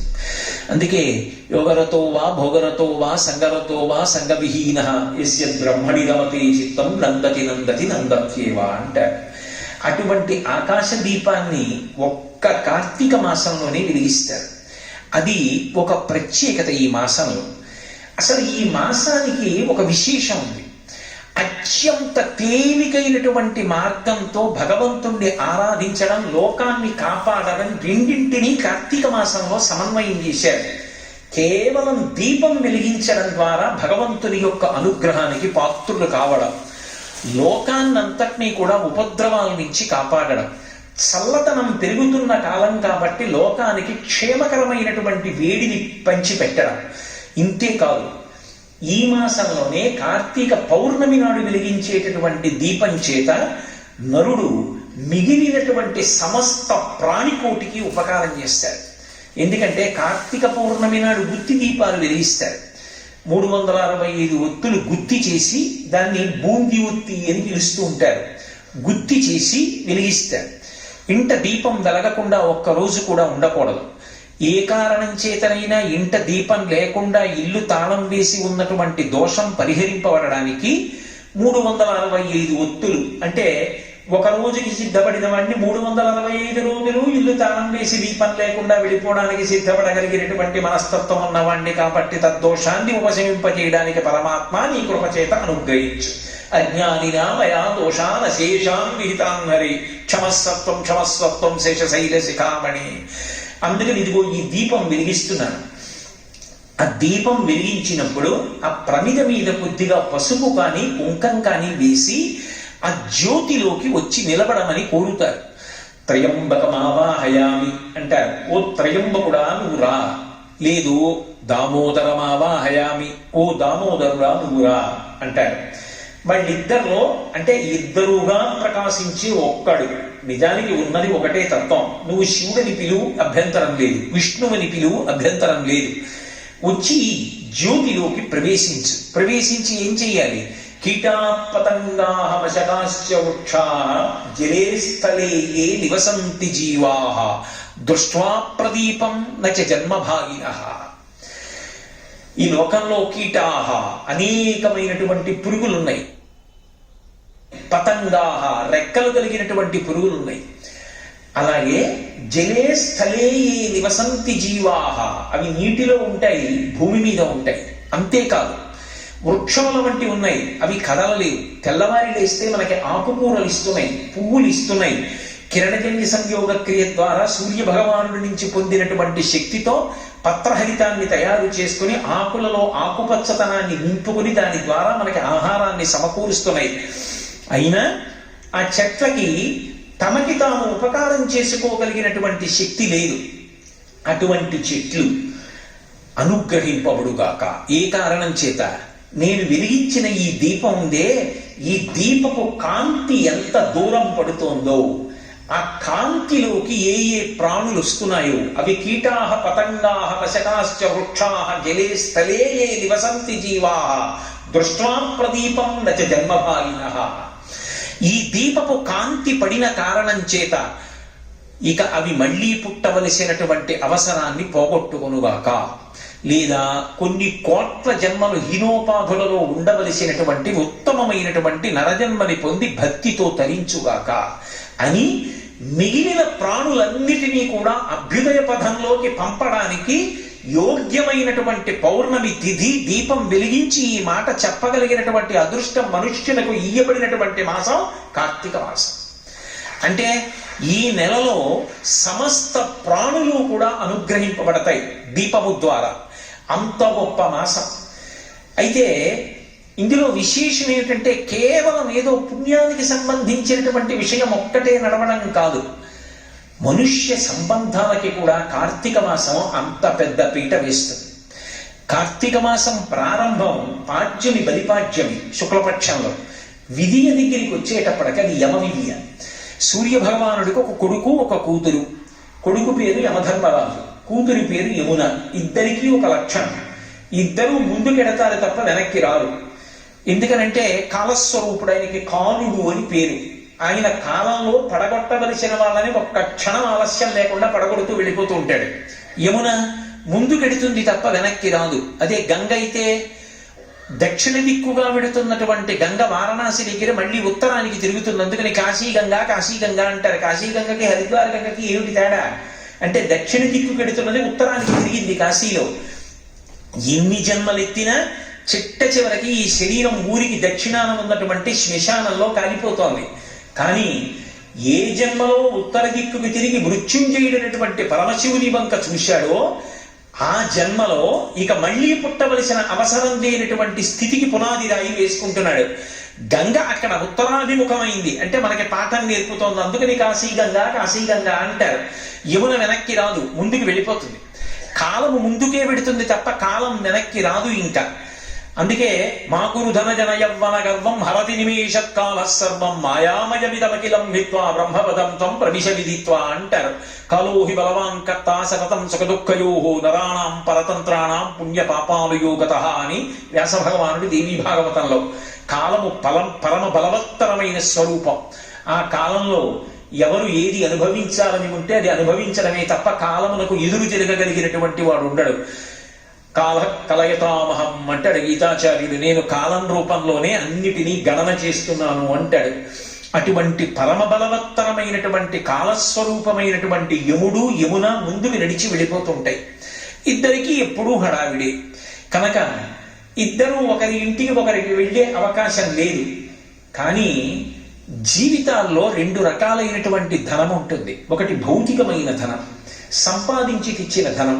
దాన్ని తక్కువ చేసేవరూ మాట్లాడలేదు. ధార్మికంగా సంపాదించమన్నారు తప్ప డబ్బుండడం తప్పని ఏ శాస్త్రం చెప్పలేదు. సంపాదించకపోవడం తప్పని చెప్పారు. మాతా నిందతి నాభినందతి పితాః భ్రాతాన సంభాషతే భృత్యకూప్యతి ననుగచ్చతి సుతా కాంతాపి నాలింగతే అర్ధప్రార్థన శంకయా నకురుతే సల్లాప మాత్రం సుహృత్ తస్మాత్ నైతికమర్థమర్జన శృణుసఖే విత్తేన సర్వే వశాః. నీతి తప్పకుండా డబ్బు సంపాదించమనే చెప్పారు. తప్ప డబ్బు అసలు సంపాదించకు, డబ్బుని నింద చెయ్యి అని ఎక్కడా చెప్పలేదు. కానీ నీకు ధార్మికంగా ఎంత వచ్చిందో దానితో తృప్తిగా బ్రతుకు, అంతేకాని దానికోసం వెంపర్లాడిపోయి జీవితాన్ని పాడు చేసుకోవద్దని చెప్పారు. కాబట్టి ధనం అనేటటువంటిది అత్యంత ప్రధానమైనటువంటి విశేషమే. కానీ ఆ ధనంతో పాటుగా మిగిలిన ప్రాణులకు తక్కువ ఉండేటటువంటి ధనం మనుష్యుడిగా పుట్టిన వాడికి మాత్రమే విశేషంగా ఉండే ధనం రెండవది ఉంది. అది మానసికమైన ధనం. ఒక కుక్క ఉందనుకోండి, దాని కడుపున పుట్టిన పిల్లకి పాలిచ్చి పెద్ద చేస్తుంది. అది తనంత తాను ఆహార సముపార్జనం మొదలుపెట్టింది అనుకోండి, ఆ కుక్కని వదిలిపెట్టేస్తుంది తప్ప ఇక తన కడుపున పుట్టిన బిడ్డ ఏమైంది అన్న విషయం గురించి కుక్కకి స్ఫురణలో ఉండదు. కానీ మనుష్యుడు అలా కాదు. తల్లి, తండ్రి, తోడపుట్టిన వాళ్ళు, తల్లిని తండ్రిని కన్నటువంటి తాతగారు, ముత్తాతగారు, తన చుట్టుపక్కల వాళ్ళు, తన దేశం, తానున్న ప్రపంచం, తన వీధి, తన ఇల్లు, తన పరిసరాలు, మా ఊరు, మా ఊళ్ళో చంద్రుడు. చంద్రుడు ఎక్కడైనా ఒకటే, కానీ మా ఊళ్ళో చంద్రుడు అంటాడు పైన. తన ఊరిలో ప్రవహిస్తున్న నది, తన ఊరిలోని చెరువు, వీటన్నిటినీ కూడా పరమ సంతోషంతో, అనుబంధంతో అనుభవించగలిగిన వాడు మనిషి ఒక్కడే. అది పరమేశ్వరుడు ఇచ్చినటువంటి గొప్ప అనుగ్రహం. ఆయన తనంత తానుగా కొన్ని అనుబంధాలు ఇచ్చాడు. మొట్టమొదటిది తల్లిదండ్రులతో అనుబంధం, ఆ తరువాత రక్త సంబంధం, తోడ పుట్టిన వాళ్ళతో ఏర్పడుతుంది. అది ఇక ఆ తర్వాత జీవితంలో పెంచుకుందామంటే వచ్చేవి కావాలి. దేశే దేశే కళత్రాణి దేశే దేశీ చ బాంధవాః తంతు దేశం నపశ్యామి అత్ర భ్రాత సహోదర అంటాడు రాముడు. ఏ దేశం వెళ్ళినా భార్య తల్లికి వివాహం చేసుకోవచ్చు, ఏ దేశం వెళ్ళినా స్నేహితులు దొరుకుతారు. ఎక్కడో ఏమండి మీరు మేము బంధువులు అని ఎవరైనా దొరకచ్చు. కానీ నా తోడ పుట్టినవాడు, నా తోడ పుట్టినది అన్నది మాత్రం ఈ జన్మకి ఓ ముగ్గురో నలుగురో నాతో కలిసి పుట్టిన వాళ్ళు ఏకోదరులు ఎవరో, ఏ తల్లి కడుపులో మేము నలుగురం కలిసి పడుకుని బయటికి వచ్చామో వాళ్ళమే. అది అపురూపమైన సంబంధం, అది రక్త సంబంధం. ఆ చెల్లికి అన్నయ్య అని పిలవడంలో ఎంత ప్రేమో. అసలు అన్నయ్య అన్నయ్య అన్నయ్య అన్నయ్య అని 1కి 4 మాటలు అంటుంటే, ఇంటికి వచ్చినప్పుడు ఎవరు వచ్చారండి అని ఎవరో పక్క వాళ్ళు వస్తే మా అన్నయ్య అని చెప్పదు, ఇలా చెయ్యి పట్టుకుని మా అన్నయ్య అంటాడు. భాగవతంలో కూడా కంసుడు అంత దుర్మార్గుడై దేవకీదేవికి పుట్టిన సంతానాన్ని చంపడానికి వస్తే అన్నయ్య అన్నయ్య అని 4 మాటలంటే వదిలేస్తాడనుకుని అన్నవు నీవు చెల్లెలికి అని అన్న శిమింపు మన్న తగదల్లుడు కాదిది మేనకోడలో మన్నన చేయు మన్న విని మాదిని చంపుట రాచపాడి కాదన్న సుకీర్తి వైమనగదన్న మహాత్ములు పోవు త్రోవ పోవన్న భవత్ సహోదరి కదన్న నిను శరణంబు వేడదన్ అంటూ ఏమీ లేకపోనివ్వండి, ఆ అనుబంధాలు అలా ఉంటాయి. ఇవాళ ఎవరో కడుపులో చేయి పెట్టి కిలికినట్టు అనిపించింది. దినపత్రికలో ఒక ఫోటో చూస్తే ఎవరు లేరు, 2 అన్నదమ్ములు, కడుపేదవాళ్ళు. అన్నగారు చనిపోయాడు, తీసుకెళ్ళడానికి కూడా ఎవరు లేరు. బిగిసిపోయిన శరీరాన్ని తమ్ముడు సైకిల్ మీద పెట్టుకుని తీసుకెళ్లి శ్మశానంలో అంత్యేష్టి చేశాడు. అది వాళ్ళిద్దరి మధ్య ఉన్న అనుబంధం. కలిసి పుట్టారు కనుక ఆ అనుబంధాలు మళ్ళీ రమ్మంటే వచ్చేవి కావు. మనంత మనం ప్రయత్నపూర్వకంగా, అది ఒక గొప్ప మానసిక ధనం. పడని విషయాలు ఎన్నో ఉండొచ్చు, పడే విషయాలు 1, 2 ఉంటాయిగా. నీకు ఇష్టమైన దోసకాయ పప్పు చెల్లెలు వండితే చాలుగా, మీ బాల్యం తలుచుకొని మీరు నవ్వుకుంటూ ఒక్కరోజు గడపచ్చుగా. అక్క చెల్లెల దగ్గరికి వెళ్ళాలిగా, అన్నదమ్ముడు వచ్చాడని ఆవిడ మురిసిపోవాలిగా. నీకున్నంతలో ఒక 100 రూపాయల చీర చెల్లెలికి పెట్టి వస్తే ఆ కట్టుగా అన్నయ్య బాగుందా అంటే మురిసిపోవాలిగా నువ్వు. ఆ అనుబంధం మిగిలిన ప్రాణులకు లేదుగా, పరమేశ్వరుడు నాకేగా ఇచ్చాడు. దాన్ని వదులుకోవడం ఎంత అన్యాయం. ఒక తాతగా ఉన్నటువంటి వ్యక్తి జీవితంలో పరమేశ్వరుడు ఇచ్చినటువంటి గొప్ప వరం మనవలతో ఆడుకోవడం. మనవలకి ప్రత్యేకించి 2వ సంవత్సరం నుంచి 6వ సంవత్సరం వచ్చే లోపల వాళ్ళు మాట్లాడే ముద్దు ముద్దు మాటలు, వాళ్ళ దగ్గర కూర్చోబెట్టుకొని తాతగారు చెప్పేటటువంటి కథలు, అవి విని మనవడు పొందేటటువంటి స్ఫూర్తికి తాతగారు దూరం అయిపోతే తాతగారు అది కోల్పోతే మీరు ఏ కారణమైనా చెప్పండి, మనవడు తాతగారి దగ్గర లేకపోతే ఈశ్వరుడి తప్ప నా తప్ప. ఆయన మనవణ్ణి ఇచ్చాడు, కారణం ఏదైనా కావచ్చు. కానీ ఆ మనవణ్ణి నా దగ్గర పెట్టుకోలేకపోవడం, ఆ మనవడితో మాట్లాడలేకపోవడం పెద్ద దురదృష్టం కదా. అది మనిషి తప్పిదం. నీకు భగవంతుడిచ్చిన ఐశ్వర్యాన్ని నువ్వు గుర్తుపట్టలేకపోతున్నావు. పూర్వం ఏ పల్లెటూరు వెళ్ళినా పేరు పెట్టి పిలుచుకునేవారు కాదు. బావా ఇలా రా అనేవారు. అందుకే నేరాల సంఖ్య కూడా తక్కువగా ఉండేది. ఆ అనుబంధాల వల్ల అంత ప్రేమ ఉండేది. ఆ అనుబంధాలు మటుమాయం కాకూడదు. ఋషులు దార్శనికులు, దేవతలు దార్శనికులు. ఏమో రాబోయే కాలం ఎలా ఉంటుందో. ఇంట్లో ఇదే గదండి అంటే మాస్టర్ బెడ్రూమ్ మేం పడుకునే గది అంటాడు. ఇదేమిటండి చిల్డ్రన్స్ బెడ్రూమ్ అంటాడు. మరి మీ అమ్మగారు నాన్నగారు పడుకునే గది లేదు ఇంట్లో అంటే, అమ్మకి నాన్నకి శరీరంతో ఉంటే వాళ్ళు పడుకోవడానికి ఒక గది లేదు. ఇల్లు పూర్తయ్యాక తల్లిదండ్రుల్ని తీసుకెళ్ళి ఇది మా గది, ఇది పిల్లల గది, ఇది హాలు, ఇది వంటిల్లు. ఆ తండ్రి ఎంత చిన్నపుచ్చుకుంటాడు. రక్తాన్ని చెమటగా మార్చి పెంచి పెద్ద చేశాడు. బహుశా ఇది ఆలోచించారు దేవతలు. మనని చూసి వీళ్ళు నేర్చుకుంటారనుకున్నాడో ఏమో. అన్నయ్య నీకు ఎంత పనున్నా ఒక్కరోజు భటుల్ని పంపించు, నువ్వు మాత్రం భోజనానికి నా ఇంటికి రా, ప్రేమతో నేను వండి పెడతానంది యమున. మన్నించి యమధర్మరాజు కార్తీక మాసంలో శుక్లపక్షంలో విధియ తిథి నాడు యమున ఇంటికి భోజనానికి వెళ్ళాడు. ఏం చెయ్యాలి అన్నయ్య వస్తే? పరమ ప్రేమతో చిన్నప్పుడు అన్నయ్య ఏం తినేవాడో, ఏదంటే ఇష్టమో ఆ మాటలు చెప్తూ, కబుర్లు చెప్తూ, ఇంకొంచెం తిననయ్యా, ఇంకొంచెం తిననయ్యా అంటూ అన్నయ్యకి ప్రేమగా వడ్డించింది. తిన్నాడు. ఏం కావాలమ్మా నీకు అని అడిగాడు. మరి దేవతా సంబంధం కదూ, వరం ఇవ్వాలి. ఆవిడ మనందరి కోసము వరం అడిగింది. అన్నయ్య ఇది జ్ఞాపకం పెట్టుకుని ఈ తిథి నాడు ఏ అన్నయ్యని, ఏ తమ్ముణ్ణైనా సరే, ఏ అక్క అయినా, ఏ చెల్లైనా ఇంటికి పిలిచి అన్నం పెడితే ఆ అన్నం తిన్నందుకు ఆ అన్నకి కానీ తమ్ముడికి కానీ అపమృత్యు దోషం లేకుండా చెయ్యన్నయ్యా. తప్పకుండా ఇస్తానమ్మా అన్నాడు. అంకాదమ్మా, నీలాంటి చెల్లెలు ఉన్నందుకు పొంగిపోతున్నాను. విశాల హృదయంతో అడిగావు. ఇలా పెట్టిన చెల్లికి మంగళసూత్రానికి ఇబ్బంది రాదమ్మా, సౌమాంగల్యంతో ఉంటుంది, వరమిస్తున్నానన్నాడు. యజ్ఞం చేయమన్నారా, యాగం చేయమన్నారా? ఏడాదికి ఒక్కసారి భగినీహస్త భోజనం అని తోడ పుట్టిన దాని ఇంటికి వెళ్ళి అన్నం తినమన్నారు. ఆ తిథి జ్ఞాపకం పెట్టుకుని ప్రేమగా వాళ్ళు పిలవాలి. ఆ తిథి జ్ఞాపకం పెట్టుకుని తప్పకుండా అక్క చెల్లెలు ఇంటికి వెళ్ళాలి. అది లేని నాడు మీరెంతమంది అండి అంటే, నాకు అక్క ఉంది, నాకు చెల్లుంది అని చెప్పుకుని మాత్రం ఉపయోగమే ఉంటుంది. ఒక్కసారి ఆ పిలుపు రావాలి, దానికోసమే వెళ్ళాలి, ఆ ప్రేమతోనే పెట్టాలి, ఆ ప్రేమతో తిని రావాలి. ఆ అనుబంధాలు మిగిలిన ప్రాణులకు లేవు, మనుష్యులకు ఉన్నాయి. అలా బ్రతకండి. అన్నయ్య వెళ్ళిపోగలడా? అమ్మా నువ్వురా, పుట్టింటికి రా, ఎన్నాళ్ళైందో. నువ్వు ఒకరోజు అడిగావు, రేపు కూడా ఉంటారు, మా ఇంట్లోనే ఉంటారా? ఇప్పుడు యమునని తన ఇంటికి తీసుకెళ్ళాడు. వెంటనే ప్రేమ ఎప్పుడో వస్తానంటే కాదు, వచ్చేసి ఏం చేస్తాడు? తీసుకెళ్ళి పసుపు కుక్కని ఇచ్చాడు, చీరాసార ఇచ్చాడు, మధురమైన మంజుల భాషలో మాట్లాడాడు, పంపించాడు.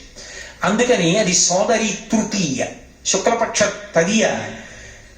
ప్రత్యేకించి అది సోదరి అన్నయ్య ఇంటికి వెళ్ళేటటువంటి తిథైంది.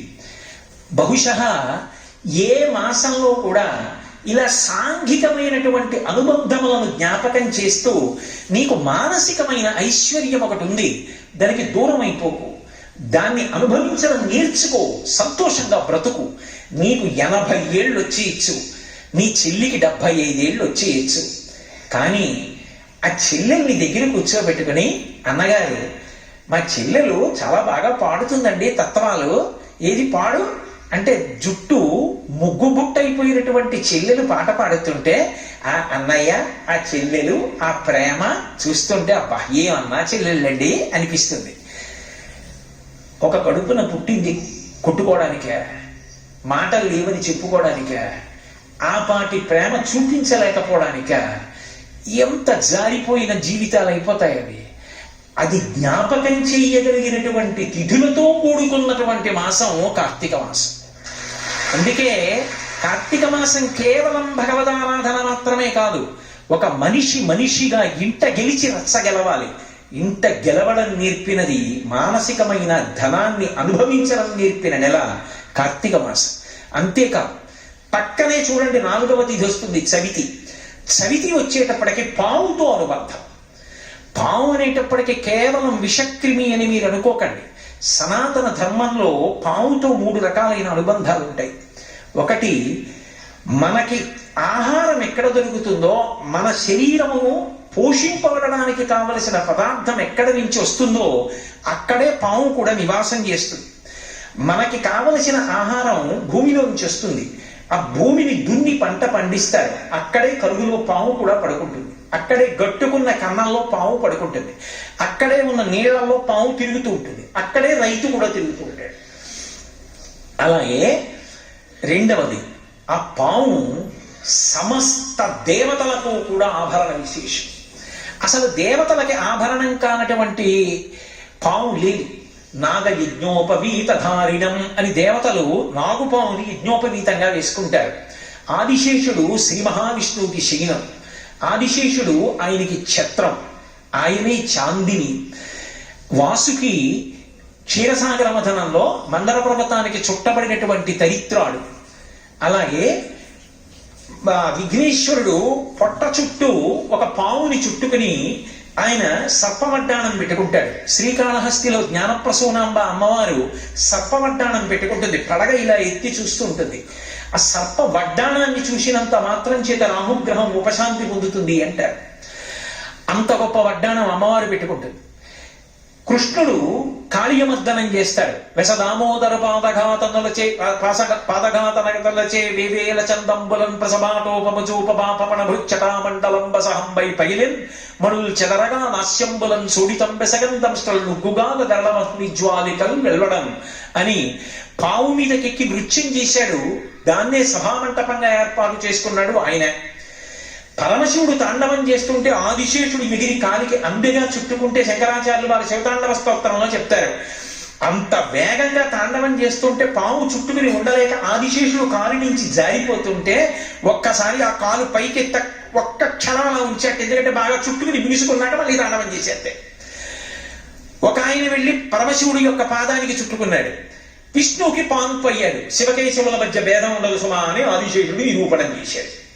కాబట్టి పాము అనేటటువంటిది అందరికీ అన్వయం. కుండలిని శక్తిగా, అమ్మవారిగా ప్రతి వారిలోనూ 3.5 చుట్లు చుట్టుకుని వెన్నుపాము యొక్క మూలాధార చక్రమునందు పడుకుని ఉంటుంది అని శ్రీ విద్యాతంత్రం. కాబట్టి అసలు పాము అన్వయం కానిది లేదు. అటువంటి పాము అధోముఖంగా వెళ్ళిపోయింది అన్నారనుకోండి పుట్టలోకి, దాని అర్థం ఏమిటి అంటే మనం తిన్న ఆహారంలో అతిసారవంతమైనటువంటి పదార్థం పురుషుని యందు వీర్యశక్తిగా మారుతుంది. అది కేవలముగా లౌకికమైనటువంటి కోరికలు కామోద్రేకానికి నష్టమైపోతే హీనమైనటువంటి పాము, కలుగులోకి వెళ్ళిపోయిన పాము అంటారు. అది ఊర్ధ్వముఖ చరణం చేసి ఆ వీర్యశక్తి తేజోశక్తి అయి తేజోశక్తి ఓజోశక్తిగా పరిణమిస్తే వాడు బ్రహ్మదర్శనం చేయడానికి కావలసినటువంటి శక్తిని పుంజుకుని తేజోవంతుడవుతాడు. అప్పుడు అది పైకి లేచినటువంటి పాముగా వర్ణింపబడుతుంది. అలాగే కర్షకుడు ఆ పొలం దున్నుతాడు. పావులకి పాలు పోస్తే పావులకు అర్థం అవుతుందా అంటారేమో. పావులకు కూడా భాష లేదేమో కానీ భావం తెలుసు. పసిపిల్లలు ఆడుకుంటుంటే పక్క నుంచి పాము పాకుతూ వెళ్ళిపోతుంది. నేను భారత ఆహార సంస్థలో పనిచేసేటప్పుడు ఊరికి దూరంగా ఉన్న గోదాముల్లో పనిచేస్తున్నటువంటి రోజుల్లో మేము చీకట్లో నిలబడి ఉంటే కాళ్ళ కింద నుంచి కాళ్ళ పక్క నుంచి పెద్ద పెద్ద పాములు వెళ్ళిన రోజులు ఉన్నాయి. మనం దాన్ని హాని చేయడానికి సిద్ధంగా లేవు అంటే అది హాని చేయడానికి సిద్ధపడదు. అందుకే నాగుల చవితి నాడు అందరూ వెళ్ళి పుట్టలో పాలు పోసి మాకన్నం పెడుతున్నవాడు రైతు. ఆ రైతు ఎక్కడుంటాడో అక్కడ నువ్వు ఉంటావు. ఆ అన్నదాత రక్షింపబడాలి. అన్నదాతతో ప్రధానమైన అనుబంధం కలిగిన పండగ. వెళ్ళి పుట్టలో పాలు పోసి ఆ చిమ్మిడి వేసి చలివిడి వేసి నమస్కారం చేసి ఒక మాట చెప్తారు. దానికి ఏం పెద్ద పెద్ద మంత్రాలు చెప్పలేదు. అందుకే పడగ తొక్కితే పగవాడనుకోకు, నడుం తొక్కితే నా వాడనుకో, తోక తొక్కితే తొలగుతూ వెళ్ళిపో, ఇదిగో ఈ మూకలు తీసుకో, మాకు మూకలు ఇయ్యి అంటారు. అది మూడో ఫలితం. ఒకవేళ నేను తెలియక పొలం గట్టు మీద వెడుతుంటాను, నేనంటే మా తాతగారు వ్యవసాయం చేశారు, మా తాతగారు వెడుతున్నప్పుడు ఆయన చూసుకోక చటుక్కున నీ పడగ తొక్కితే పగవాడు అనుకోక ఆయనకి నిన్ను చంపే ఉద్దేశం, నేను పొలంలో వెడుతూ చటుక్కున తొక్కాడు, వెళ్ళిపో. నడుం తొక్కితే నావాడు అనుకో, తోక తొక్కితే తొలగుతూ వెళ్ళిపో, ఆయన జోలికి రాకు, నీ పట్ల నాకు ఒక అనుబంధం ఉన్నది అని చెప్పడానికి పట్టుకెళ్ళి వేస్తే ఆ భాష అది అందుకోలేదని నేను అనుకోవట్లేదు.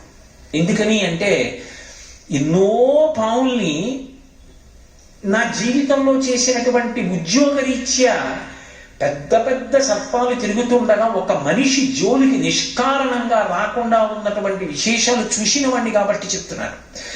కాబట్టి అటువంటి పావుతో కూడా సఖ్యతతో సాధించలేనిది లేదు.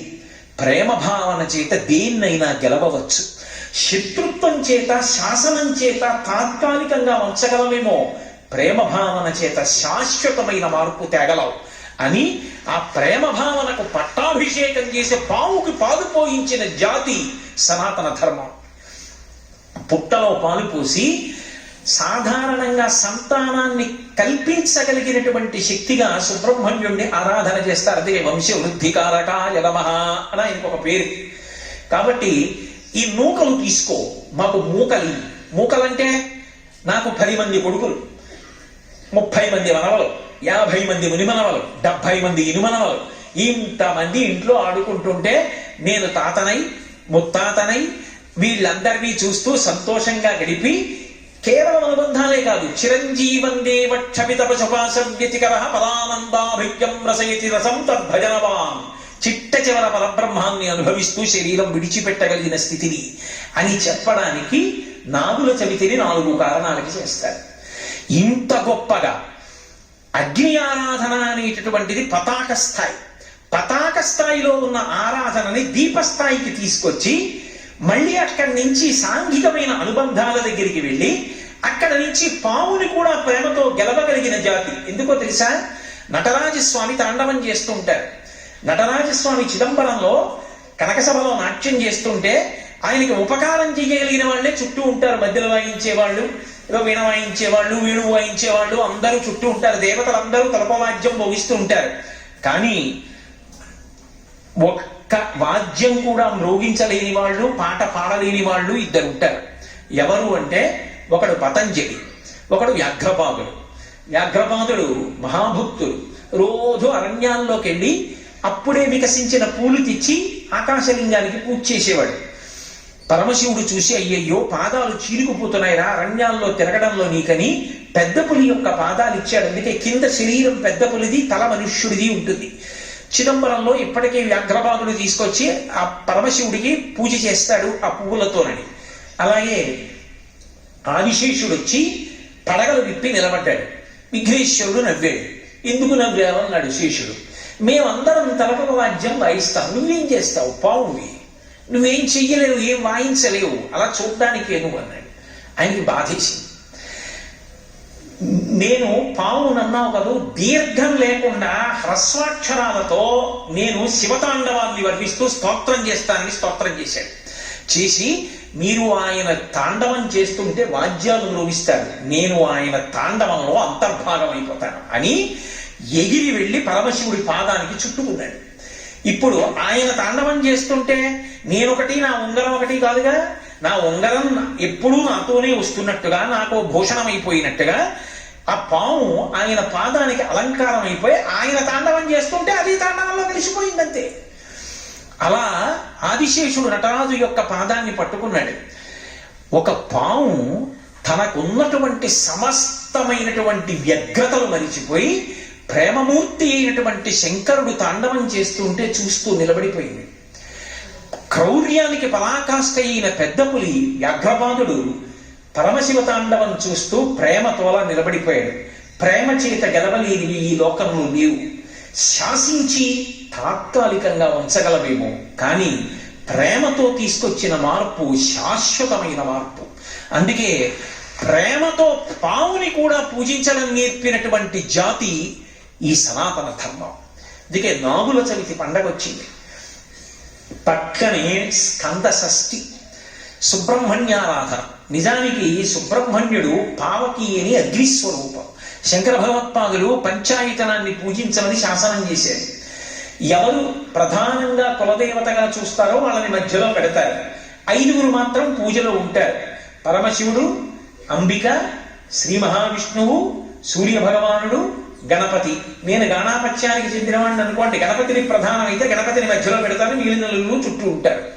నేను శివుణ్ణి ప్రధానం అనుకోండి, శివుణ్ణి మధ్యలో పెట్టి మిగిలిన 4 చుట్టూ ఉంటారు. నేను విష్ణు ప్రధానంగా పూజ చేస్తే విష్ణువు మధ్యలో ఉంటారు, చుట్టూ 4 ఉంటారు. ఈ 4 అనుమతి లేకుండా నేను విష్ణువు దగ్గరికి వెళ్ళలేదు. శివుడికి ముందు పువ్వు, గణపతికి ముందు పువ్వు, సూర్యుడికి ముందు పువ్వు, అంబికకి ముందు పువ్వు వేస్తే తప్ప విష్ణువుని పూజ చేయలేను. అంటే అభేదమైనటువంటి భావన ఏర్పడుతుందని పంచాయతన పూజ పెట్టారు. కానీ వారు షణ్మత స్థాపనాచార్యులు. ఈ 5టితో పాటు సుబ్రహ్మణ్యుడు కూడా మోక్షప్రదాత అని నిర్ణయించారు. మరి సుబ్రహ్మణ్యుడేడి పూజలో అంటే సుబ్రహ్మణ్యుడికి ఇక వేరే పూజలో మూర్తిని ఇవ్వలేదు ఆయన. ఎందుకు ఇవ్వలేదంటే మొదట వెలిగించినటువంటి దీపంలోని జ్యోతి సుబ్రహ్మణ్య స్వరూపమే, చివర ఇచ్చిన నీరాజనంలో జ్యోతి సుబ్రహ్మణ్య స్వరూపమే అన్నారు. జ్యోతి స్వరూపం సుబ్రహ్మణ్య స్వరూపం. కాబట్టి మహానుభావుడు ఆ సుబ్రహ్మణ్యుడు ప్రత్యేకించి దీపముల ద్వారా ఆరాధన జరిగేటటువంటి ఈ కార్తీక మాసంలో స్కంద షష్ఠి రూపంలో పూజలు విశేషంగా అందుకునేటటువంటి మాసం. మీరు చూడండి, ఒక్క మాసంలో ఇన్ని రకాలైనటువంటి విశేషాలు జరగడం అనేటటువంటిది మీకు కార్తీక మాసంలోనే కనపడుతుంది. అలాగే ఉత్థాన ఏకాదశి లేదా ప్రబోధన ఏకాదశి అంటారు. శ్రీ మహావిష్ణువు పాలసముద్రంలోంచి నిద్రలేస్తారు ఆ రోజున. ఏమంటే ఆయన కూడా నిద్రపోతారా? ఒకవేళ ఆయన కూడా నిద్రపోయారనుకోండి, శ్రీ మహావిష్ణువు అంటే లోకములనన్నిటినీ కాపాడవలసిన వాడు కదా. కాపాడవలసినటువంటి స్థితికర్త ఆయనే నిద్రపోతే ఆ సమయంలో ఉపద్రవం వస్తే ఎవరికి చెప్పుకోవాలి? నిద్రపోయేటటువంటి లక్షణం ఉన్నవాడు తమో గుణానికి లొంగిపోయినవాడు కదా, ఆయనకి మరణం రక్షిస్తాడు అనుకుంటారేమో. అది తామసికమైన నిద్ర కాదు, ఏదో బడలిపోయి నిద్రపోయినటువంటి నిద్ర కాదు. నిద్రాముద్రాం నిఖిల జగతి రక్షణే జాగరూకం అని దక్షిణాయనం రాగానే ఆషాఢ మాసంలో మొదలు పెడతారు ఆ నిద్ర. అది యోగ నిద్ర. చూడండి, ఏదైనా బాగా ఆలోచించవలసి వచ్చిందనుకోండి, జ్ఞాపకం రాలేదనుకోండి, ఓసారి కళ్ళు మూసుకుని ఇలా అంటాం. కళ్ళు మూసుకుని ఆలోచన చేసినట్టే ఆయన కూడా బాహ్యనేత్రములను మూసి పడుకుంటాడు. అంటే పైకి చేస్తున్న పూజ కాదు, మనస్సుల లోపల ఉన్నటువంటి భక్తిని లెక్కలోకి తీసుకుంటాడు. దక్షిణాయనంలో ఉపాసన కాలం కాదు, లోపల మనస్సుని చూస్తూ ఉంటాడు. అందుకే వెంకటేశ్వరుడిగా ప్రతిజ్ఞ చేశాడు, ఏకేన తులసి మాతృదలేనాపి నరోత్తమ పూజయే భక్తిభావేన తమ్రక్షామి ఇతి మత్మణ అన్నాడు. ఒక్క తులసిదళం భక్తితో ఇస్తే చాలు, నేను లొంగిపోతాను అన్నాడు. ఆ భక్తి అన్నది పైకి పదార్థము చేత ప్రకటనం కాదు. ఎన్ని తెస్తే భక్తి అని మీరు అనగలరు? ఎవరి శక్తిని బట్టి వారు తెస్తారు. శక్తిని బట్టి తేవడం కాదు, ఎవరి భక్తి అన్నది ఆర్ద్రత, ఎవరి మనసులో ఎంత ఉన్నది దాన్ని బట్టి ఆయన అనుగ్రహిస్తాడు. ఆ భక్తి కలిగిన వాడు ఏమి ఇవ్వనివ్వండి ఆయన పుచ్చుకుంటాడు.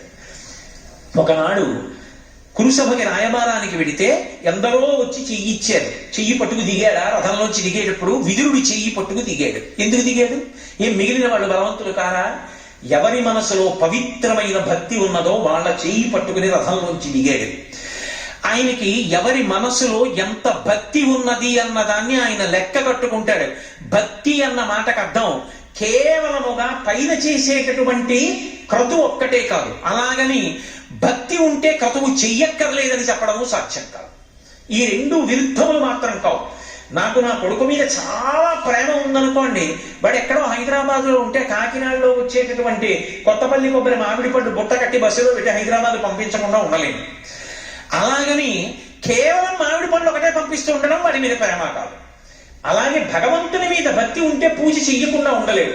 కేవలం పూజ ఒక్కటే చేస్తే భక్తి అని చెప్పడము సాధ్యం కాదు. అందుకే భక్తి కన్నా పై స్థాయిలో మానసిక భక్తి ఉంటుంది. భగవంతుడు చెప్పినట్టుగా బ్రతుకుతానన్నది చిట్ట చివరి స్థాయి. నాకేమీ కాదు, ఆయన ఎలా చెప్పాడో అలా బ్రతుకుతా అంతే. అంతకన్నా గొప్ప భక్తి లోకంలో ఏముంటుంది? అదే ధర్మం. ఆయన ఎలా చెప్పాడో నేను అలాగే బ్రతుకుతానంతే, ఇంకొకలా నేను బ్రతకను. అప్పుడు వాడికి చచ్చిపోవడానికి విశ్వమంతా పూజామందిరమే. వాడికి పూజామందిరం అంటే ఇంట్లో గది కాదు, పూజామందిరం. అది పండిన భక్తి. ఇప్పుడు ఆ లోపల ఎంత ఎదుగుతున్నాడో అన్నదాన్ని పరమేశ్వరుడు చూస్తూ ఉంటాడు. ఆ చూడ్డానికి ఇక్కడ కన్నులు మూసి లోపలికి చూస్తాడు. అది యోగ నిద్ర. అది దక్షిణాయనంలో చూస్తాడు ఉపాసన కాలం కనుక. అందుకే సత్యనారాయణ వ్రతం చేసిన వాడికి పుణ్యం వస్తుందా, సత్యనారాయణ వ్రతం చూసిన వాడికి పుణ్యం వస్తుందా అంటే చెప్పడం కష్టం. ఎందుకని అంటే వ్రతం చేస్తూ సెల్ ఫోన్ మాట్లాడితే వస్తుందని చెప్పడం సాధ్యం కాదు. వ్రతం చేస్తూ అబ్బా నేను ఇప్పుడు చేసుకుంటాను అని మానసికంగా ఉపచారాలు చెప్తుంటే అక్కడ అధాంత పూజ చెప్తున్నారు అనుకోండి, ఇక్కడ ఈయన సెల్ ఫోన్ పట్టుకుని ఇలా చేస్తున్నాడు అనుకోండి, ఈయనకు వస్తుందా? చూడ్డానికి వచ్చిన వాడు అక్కడ కూర్చుని పాదవ పూజయామి అంటే తాను కళ్ళు మూసుకుని సత్యనారాయణ స్వామి పాదాల మీద, చీలమండల మీద, మోకాళ్ల మీద, తొడల మీద, నాభి మీద, ఆ పొట్ట మీద, గుండెల మీద, నడుం మీద, భుజముల మీద, నాభి మీద, కంఠం మీద, ఆ గడ్డం మీద, ముక్కు మీద, పెదవుల మీద, చిన్న చిరునవ్వు నవ్వితే కనపడిన దంతముల మీద, కనురెప్పల మీద జాగ్రత్తగా 2 తుమ్మి పూలు కనుబొమల మీద, నుదురు మీద, చెవుల మీద వేసి చేత్తో పువ్వులు పట్టుకుని తలమించి వేస్తే జర కింద పడుతున్నటువంటి పువ్వులతో సమానంగా పైకి కిందకి మనసుతో చూసిన వాడు ఎవరో అక్కడ చూడ్డానికి వచ్చిన వాడు ఉన్నాడు, వాడు వ్రతం చేశాడని వేస్తాడు ఈశ్వరుడు. మనసు ప్రధానమైంది. అందుకే నాకు తెచ్చి అని ఊరుకోలేదు. పత్రం పుష్పం ఫలం తోయం యోమే భక్త్యా ప్రయచ్చతి, నాకు భక్తితో పట్టుకొచ్చి ఇస్తే పుచ్చుకున్నానన్నాడు. అటువంటి పరమాత్మ యోగ నిద్రయందు లోకములను గమనించి ప్రబోధనైక ఏకాదశి నాడు, ఆ ఉద్ధాన ఏకాదశి నాడు, కార్తీక మాసంలో వచ్చేటటువంటి శుక్లపక్షంలో వచ్చేటటువంటి ఏకాదశి నాడు క్షీరసాగరంలోంచి లేచి ద్వాదశి తిథి నాటికి బృందావనంలోకి వచ్చాడు. ఒకనాడు మాట ఇచ్చాడు కనుక బృందకి, ఆయన తులసి బృందావనంలోకి వస్తాడు. అందుకే ఆ రోజున ఆరాధన, విష్ణు సహస్రనామ స్తోత్ర పారాయణం, దీపాలు పెట్టడం అన్నీ కూడా క్షీరాబ్ది ద్వాదశి అని ఆ తులసి చెట్టు దగ్గర చేస్తారు. ఆ ఋతువులో తులసితో పాటుగా విశేషమైన అనుగ్రహాన్ని పరదేవతా స్వరూపంగా వర్షిస్తోంది కాబట్టి తులసి కోటలో ఉసిరి కొమ్మని కూడా గుచ్చి రెండిటి గాలిని పీలుస్తూ రెండిటికి కలిపి పూజ చేస్తారు. కాబట్టి క్షీరాబ్ది ద్వాదశి, ద్వాదశి దీపాలని ప్రత్యేకంగా దీపాలు పెడతారు. అలాగే శుక్లపక్షంలో వచ్చేటటువంటి అష్టమి గోపాష్టమి, ఒకటి బలిపాడ్యం, రెండవది మూడవది తిథులు సాంఘికమైన అనుబంధాలు, నాలుగవది పాముల సంబంధం, ఆరవది సుబ్రహ్మణ్య సంబంధం, 8వ తిథి అష్టమి వస్తే శుక్లపక్షంలో గోపాష్టమి. ఆ రోజున గోశాలకి వెళ్ళి అథవా ఇంటి ముందున్నటువంటి గోవును చూసి ఆ గోవుకి పూజ చేస్తారు. అధికార భేదం లేకుండా ఏ ఆశ్రమం వాడైనా పూజ చెయ్యడానికి పరమేశ్వరుడిచ్చినటువంటి అపూర్వమైనటువంటి వరం గోవు. ఎందుచేత అంటే బ్రహ్మచారి ఉన్నాడు అనుకోండి కొన్ని చేయగలడు, గృహస్థు కొన్ని చేస్తాడు, వానప్రస్థు కొన్ని చేస్తాడు, సన్యాసి కొన్ని చేస్తాడు తప్ప అన్నీ చెయ్యరు. అన్ని ఆశ్రమాల్లో ఉన్నవాళ్ళు, అన్ని వర్ణాల్లో ఉన్నవాళ్ళు అందరూ కూడా బట్ట నేను పంచ కట్టుకున్నానా, గోచి కట్టుకున్నానా, ఉత్తరీయం వేసుకున్నానా, వీటితో సంబంధం లేకుండా గౌరవారగ్ని అంది వేదం. అగ్నిని పూజిస్తే ఏ శ్రేయస్సు వస్తుందో ఆవుని పూజిస్తే అదే వస్తుంది. ఎందుకంటే గోవు అగ్నిహోత్రము అంది. అంటే కాలుతుందా అండి, పొయ్య అండి అని కాదు దాని అర్థం. అగ్నిని ఆరాధన చేస్తే ఏ శ్రేయస్సు వస్తుందో, ఇంట్లో ఉన్నటువంటి ఒక ఆవు దగ్గరికి వెళ్ళి గ్రాసము అంటే చేత్తో పట్టుకున్నంత గడ్డి తినిపిస్తే ఆ రోజున వాడు అగ్ని కార్యము చేసినట్టే. గోవుకి ప్రదక్షిణం చేస్తే 33 కోట్ల మంది దేవతలకి ప్రదక్షిణం చేసినట్టే. గోవు పృష్ఠభాగమునందు పసుపు కుంకం వేస్తే అది లక్ష్మీదేవికే అందుతోంది. కల్పాలు చెప్తున్నాయి, పీఠాధిపతులు చెప్తున్నారు. కాదని మాట్లాడడానికి నేనెవడిని? పరిమితులు తెలుసుకు మాట్లాడాలి కదా, శాస్త్ర విరుద్ధమైన ప్రసంగాలు చేయకూడదు. పరంపరాగతంగా శృంగేరి, కంచి లాంటి పీఠాలకు సంబంధించిన పీఠాధిపతులు కూడా ప్రతిరోజు గోపూజలు చేస్తున్నారు. గోపూజ అంత గొప్పది. శుక్లపక్షంలో గోపాష్టమి నాడు గోపూజ, అలాగే కృష్ణపక్షంలో అంటే ఇప్పుడు వస్తోంది ఈ వచ్చేటటువంటి దాంట్లో మళ్ళీ ద్వాదశి నాడు ప్రత్యేకంగా గోవత్స ద్వాదశి అంటారు. దూడతో ఉన్నటువంటి ఆవుని పూజ చేస్తారు ఆ రోజున. పూజ చేసి చిట్టి గార్లు చిట్టి బూర్లు అంటారు, చిన్న చిన్న గార్లు చిన్న చిన్న బూర్లు వేసి నైవేద్యంగా తీసుకొచ్చి పెడతారు. ఆ రోజున ఆవు దూడ కలిపి అవి ముట్టుకుంటే దేవతలందరికీ కార్తీక మాసంలో నైవేద్యం ఇచ్చేసినట్టే. కాబట్టి కృష్ణపక్షంలో వచ్చేటటువంటి ద్వాదశి గోవత్స ద్వాదశి. ఆ రోజున గో పృష్ఠభాగాన్ని చక్కగా పసుపు కుంకాలతో పూజ చేయడం, మెడలో ఓ పూలదండ వెయ్యడం, గోవుని అలంకరించడం, గోవుకి ప్రదక్షిణం చెయ్యడం. పూజా విధానం తెలిస్తే కల్పంతో చక్కగా ఆ గోపూజ చెయ్యగలగడం అభ్యున్నతి హేతువులు. అందుకే కార్తీక మాసం ఇన్ని రకాలైనటువంటి పూజల యొక్క సమాహార స్వరూపం. అలాగే అష్టమి కాలభైరవాష్టమి. కాలభైరవుడు పరమాద్భుతమైనటువంటి స్వరూపం, పరమశివుని యొక్క అవతార విశేషం. కాలభైరవుని యొక్క శాసనానికి స్వయంగా యమధర్మరాజు కూడా భయపడి ఆ శాసనాన్ని పాటిస్తాడు అని చెప్తారు. ఇప్పటికీ హరిద్వార్ వంటి క్షేత్రానికి వెళితే భైరవ దండనము అని చెప్పి విధిస్తారు. భైరవ మూర్తి దగ్గరికి వెళ్ళినప్పుడు ఒంగో పెట్టి కర్రతో ఒక్కసారి కొడతారు. ఎందుకని అంటే అసలు ఆయన పేరే భైరవ. భైరవ అన్న మాట ఎందుకు వచ్చిందంటే భై అని శబ్దం చేస్తాడు రవం, కాబట్టి భైరవ. ఆయన వాహనం శనకం, కుక్క. కుక్క భౌ అంటుంది కదా. జీవి శరీరాన్ని విడిచిపెట్టిన తరువాత చేసిన పాపాన్ని బట్టి కుక్క రూపంలో తరిగితే కటిక చీకట్లో పరిగెడతాడు అని. భౌ నడుస్తూ భై అన్న రవంతో వెంటబడతాడు కాబట్టి భైరవ. అక్కడ పొందవలసిన దండనని ఇక్కడే దండన రూపంలో ఒంగో పెట్టి వీపు మీద కర్రతో ఆ చేత్తో పట్టుకున్న ఆ వెదురుతోటి ఓ చిన్న దెబ్బ కొట్టి వదిలేస్తారు. భైరవ దండనం ఇక్కడే విధించేశామని. అటువంటి భైరవుడు ఏదైనా ఇవ్వగలడు. అందుకే కాలభైరవాష్టకం పఠంతి ఏ మనోహరం జ్ఞానముక్తి సాధనం విచిత్ర పుణ్యవర్ధనం శోకమోహ దైన్యలోభ కోపతాపనాశనం తే ప్రయాంతి కాలభైరవగ్రి సన్నిధం ధ్రువం అంటారు. ఆ భైరవుడి యొక్క ఆరాధన అంత గొప్పది. ఎందరో భైరవులు ఉన్నారు. ఒక భైరవుడి దగ్గర నుంచి ఎంతమంది భైరవులు. అటువంటి భైరవుడి యొక్క ఆవిర్భావ దినంగా కాలభైరవాష్టమి అని చెప్పి శివాలయాల్లో ప్రతి చోట సాధారణంగా భైరవుడు క్షేత్రపాలకుడై ఉంటాడు. కాలభైరవుడికి పూజలు జరిగేటటువంటి తిథి ఈ కార్తీక మాసంలోనే వస్తుంది. అన్నిటినీ మించి మనిషిని ఎన్ని రకాలుగానో అనుగ్రహించేటటువంటి విశేషాలన్నీ ఈ కార్తీక మాసంలోనే జరుగుతాయి. ఎందుకనంటే కార్తీక పౌర్ణమి నాడు జ్వాలాతోరణం చేస్తారు శివాలయాల ముందు. జ్వాలాతోరణము అంటే ఇలా ఓ కర్ర ఇలా ఓ కర్ర కట్టి పైన ఒక కర్ర కడతారు. మీ అందరూ జ్వాలాతోరణం చూసిన వారే, ఏదో నేను చెప్పాలని చెప్పడం తప్ప. దానికి ఆవిరి గడ్డి తీసుకొచ్చి కడతారు.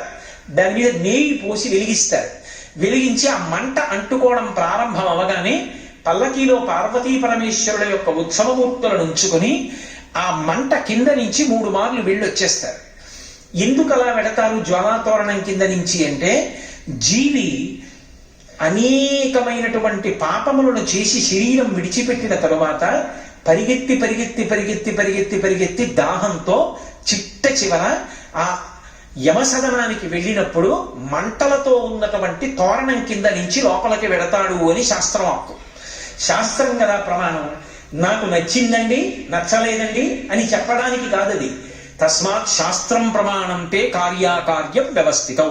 నీ బుద్ధికి తోచినవన్నీ సత్యాలైతే భూమి తిరుగుతోంది, నీకు కనపడిందా? భూమి తిరుగుతున్నట్టు కనపడిందా? భూమి తిరుగుతున్నట్టు కనపడటం లేదుగా. మరి భూమి తిరుగుతోందని ఎలా నమ్మావు? శాస్త్రవేత్త చెప్పాడు కాబట్టి నమ్మేవు. శాస్త్రవేత్త చెప్పినది నమ్మి భూమి తిరుగుతోందని నమ్మిన వాడివి శాస్త్రం చెప్పిందని నమ్మి జ్వాలాతోరణం ఉంటుందని ఎందుకు నమ్మలేవు? నువ్వు నమ్మకపోయినంత మాత్రం చేత శాస్త్రం అబద్ధం కాదు. ఎవడు నమ్ముకున్నాడో వాడికి అభ్యున్నతి లేకుండా పోదు. కాబట్టి పాపము చేసి శరీరాన్ని విడిచిపెడితే ఆ జ్వాలలతో కూడుకున్నటువంటి తోరణములోంచి యమసదనంలోకి వెడతాడు. ఒరే, ఇక పైన ఇలా పాపాలు చెయ్యకు, సద్బుద్ధితో ప్రవర్తించు. నువ్వు అక్కడ వెళ్ళవలసినటువంటి దారుణమైన పాపాలు నీకున్నాయి, వాటిని తీసేస్తాను, నీకోసం నేను వస్తాను సాయం. ఇక్కడ నా ఆలయం ముందే జ్వాలాతోరణం జరుగుతుంది. అక్కడ ఏ మంటల తోరణం కింద చిచ్చు తోరణం కింద నుంచి వెళ్ళాలో అక్కడ నేను నీకు సాయం వస్తాను. దా నేను ముందు వెడతాను, నువ్వు నా వెంటరా. ఇక్కడే జ్వాలాతోరణం కింద నుంచి వెళ్ళొచ్చావు కనుక ఇక అక్కడ వెళ్ళవలసిన అవసరం తీసేశాను కదా అని మళ్ళీ వచ్చే ఏడాది కూడా వద్దామని పాపాలు మొదలుపెట్టకు. బుద్ధి మార్చుకొని నేను ఇంత నీకు అనుగ్రహించాను కాబట్టి నా అనుగ్రహాన్ని గుర్తు పెట్టుకుని ప్రేమతో నేను చెప్పినట్టు బ్రతుకు పైన ఆ మార్పు తెచ్చుకుని జ్వాలాతోరణం కింద పరమశివుడితో కలిసి వెళ్ళొచ్చిన వాడు ఎవరుంటాడో వాడు యమసదనంలో చిచ్చు తోరణం కింద నుంచి వెళ్ళవలసిన అవసరం ఉండదు. అంటే ఈ కార్తీక మాసం మనిషి యొక్క అభ్యున్నతి కొరకు అన్ని అద్భుతమైనటువంటి విశేషాల్ని మనకి అనుగ్రహిస్తూ ఉంటుంది.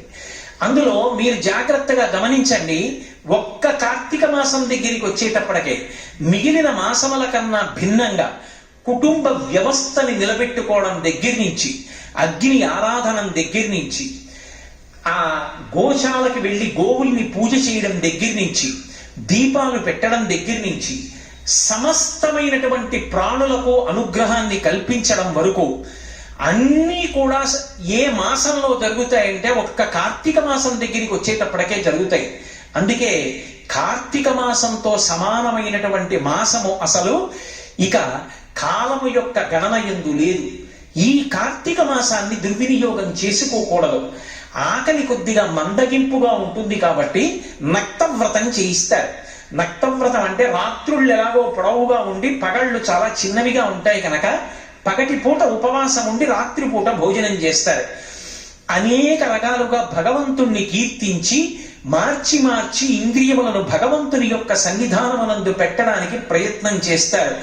ఇన్ని రకాలుగా మనిషిని అనుగ్రహించేటటువంటి విశేషములన్నీ కూడా కార్తీక మాసంలో జరుగుతాయి. కార్తీక మాసం శివకేశవుల మధ్య ఏ భేదభావన పొందకుండా ఉండడానికి ఆలవాలమైనటువంటి మాసం. మనం తెల్లవారి లేస్తే ఒక మాట చెప్తాం, శివస్య హృదయం విష్ణు విష్ణోశ్చ హృదయం శివ, యథా శివమయో విష్ణురేవం విష్ణుమయ శివ, యథాంతరం న పశ్యామి తథామే స్వస్తిరాయుషి అంటాం. విష్ణువు యొక్క హృదయము శివుడు, శివుని యొక్క హృదయము విష్ణువు. ఆ శివకేశవుల మధ్య నేను ఎన్నడూ భేదభావమును పాటింపకుండెదనుగాక. అలా పాటించినటువంటి లక్షణము చేత నా ఆయుర్దాయము పెరుగుగాక అని కోరుకుంటాం. కార్తీక మాసం దగ్గరికి వచ్చేటప్పటికి దామోదర స్వరూపంగా విష్ణు భగవానుణ్ణి కీర్తిస్తాం, త్రయంబక స్వరూపంగా పరమశివుణ్ణి ఆరాధిస్తాం. శివాలయాల్లో అభిషేకాలు అవి విశేషంగా జరుగుతాయి. విష్ణువాలయాల్లో విష్ణు సంబంధమైనటువంటి ఆరాధనలు, తులసి అర్చనలు, విష్ణు సహస్రనామ స్తోత్ర పారాయణలు విశేషంగా జరుగుతుంటాయి. దామోదరుడు అధిపతి.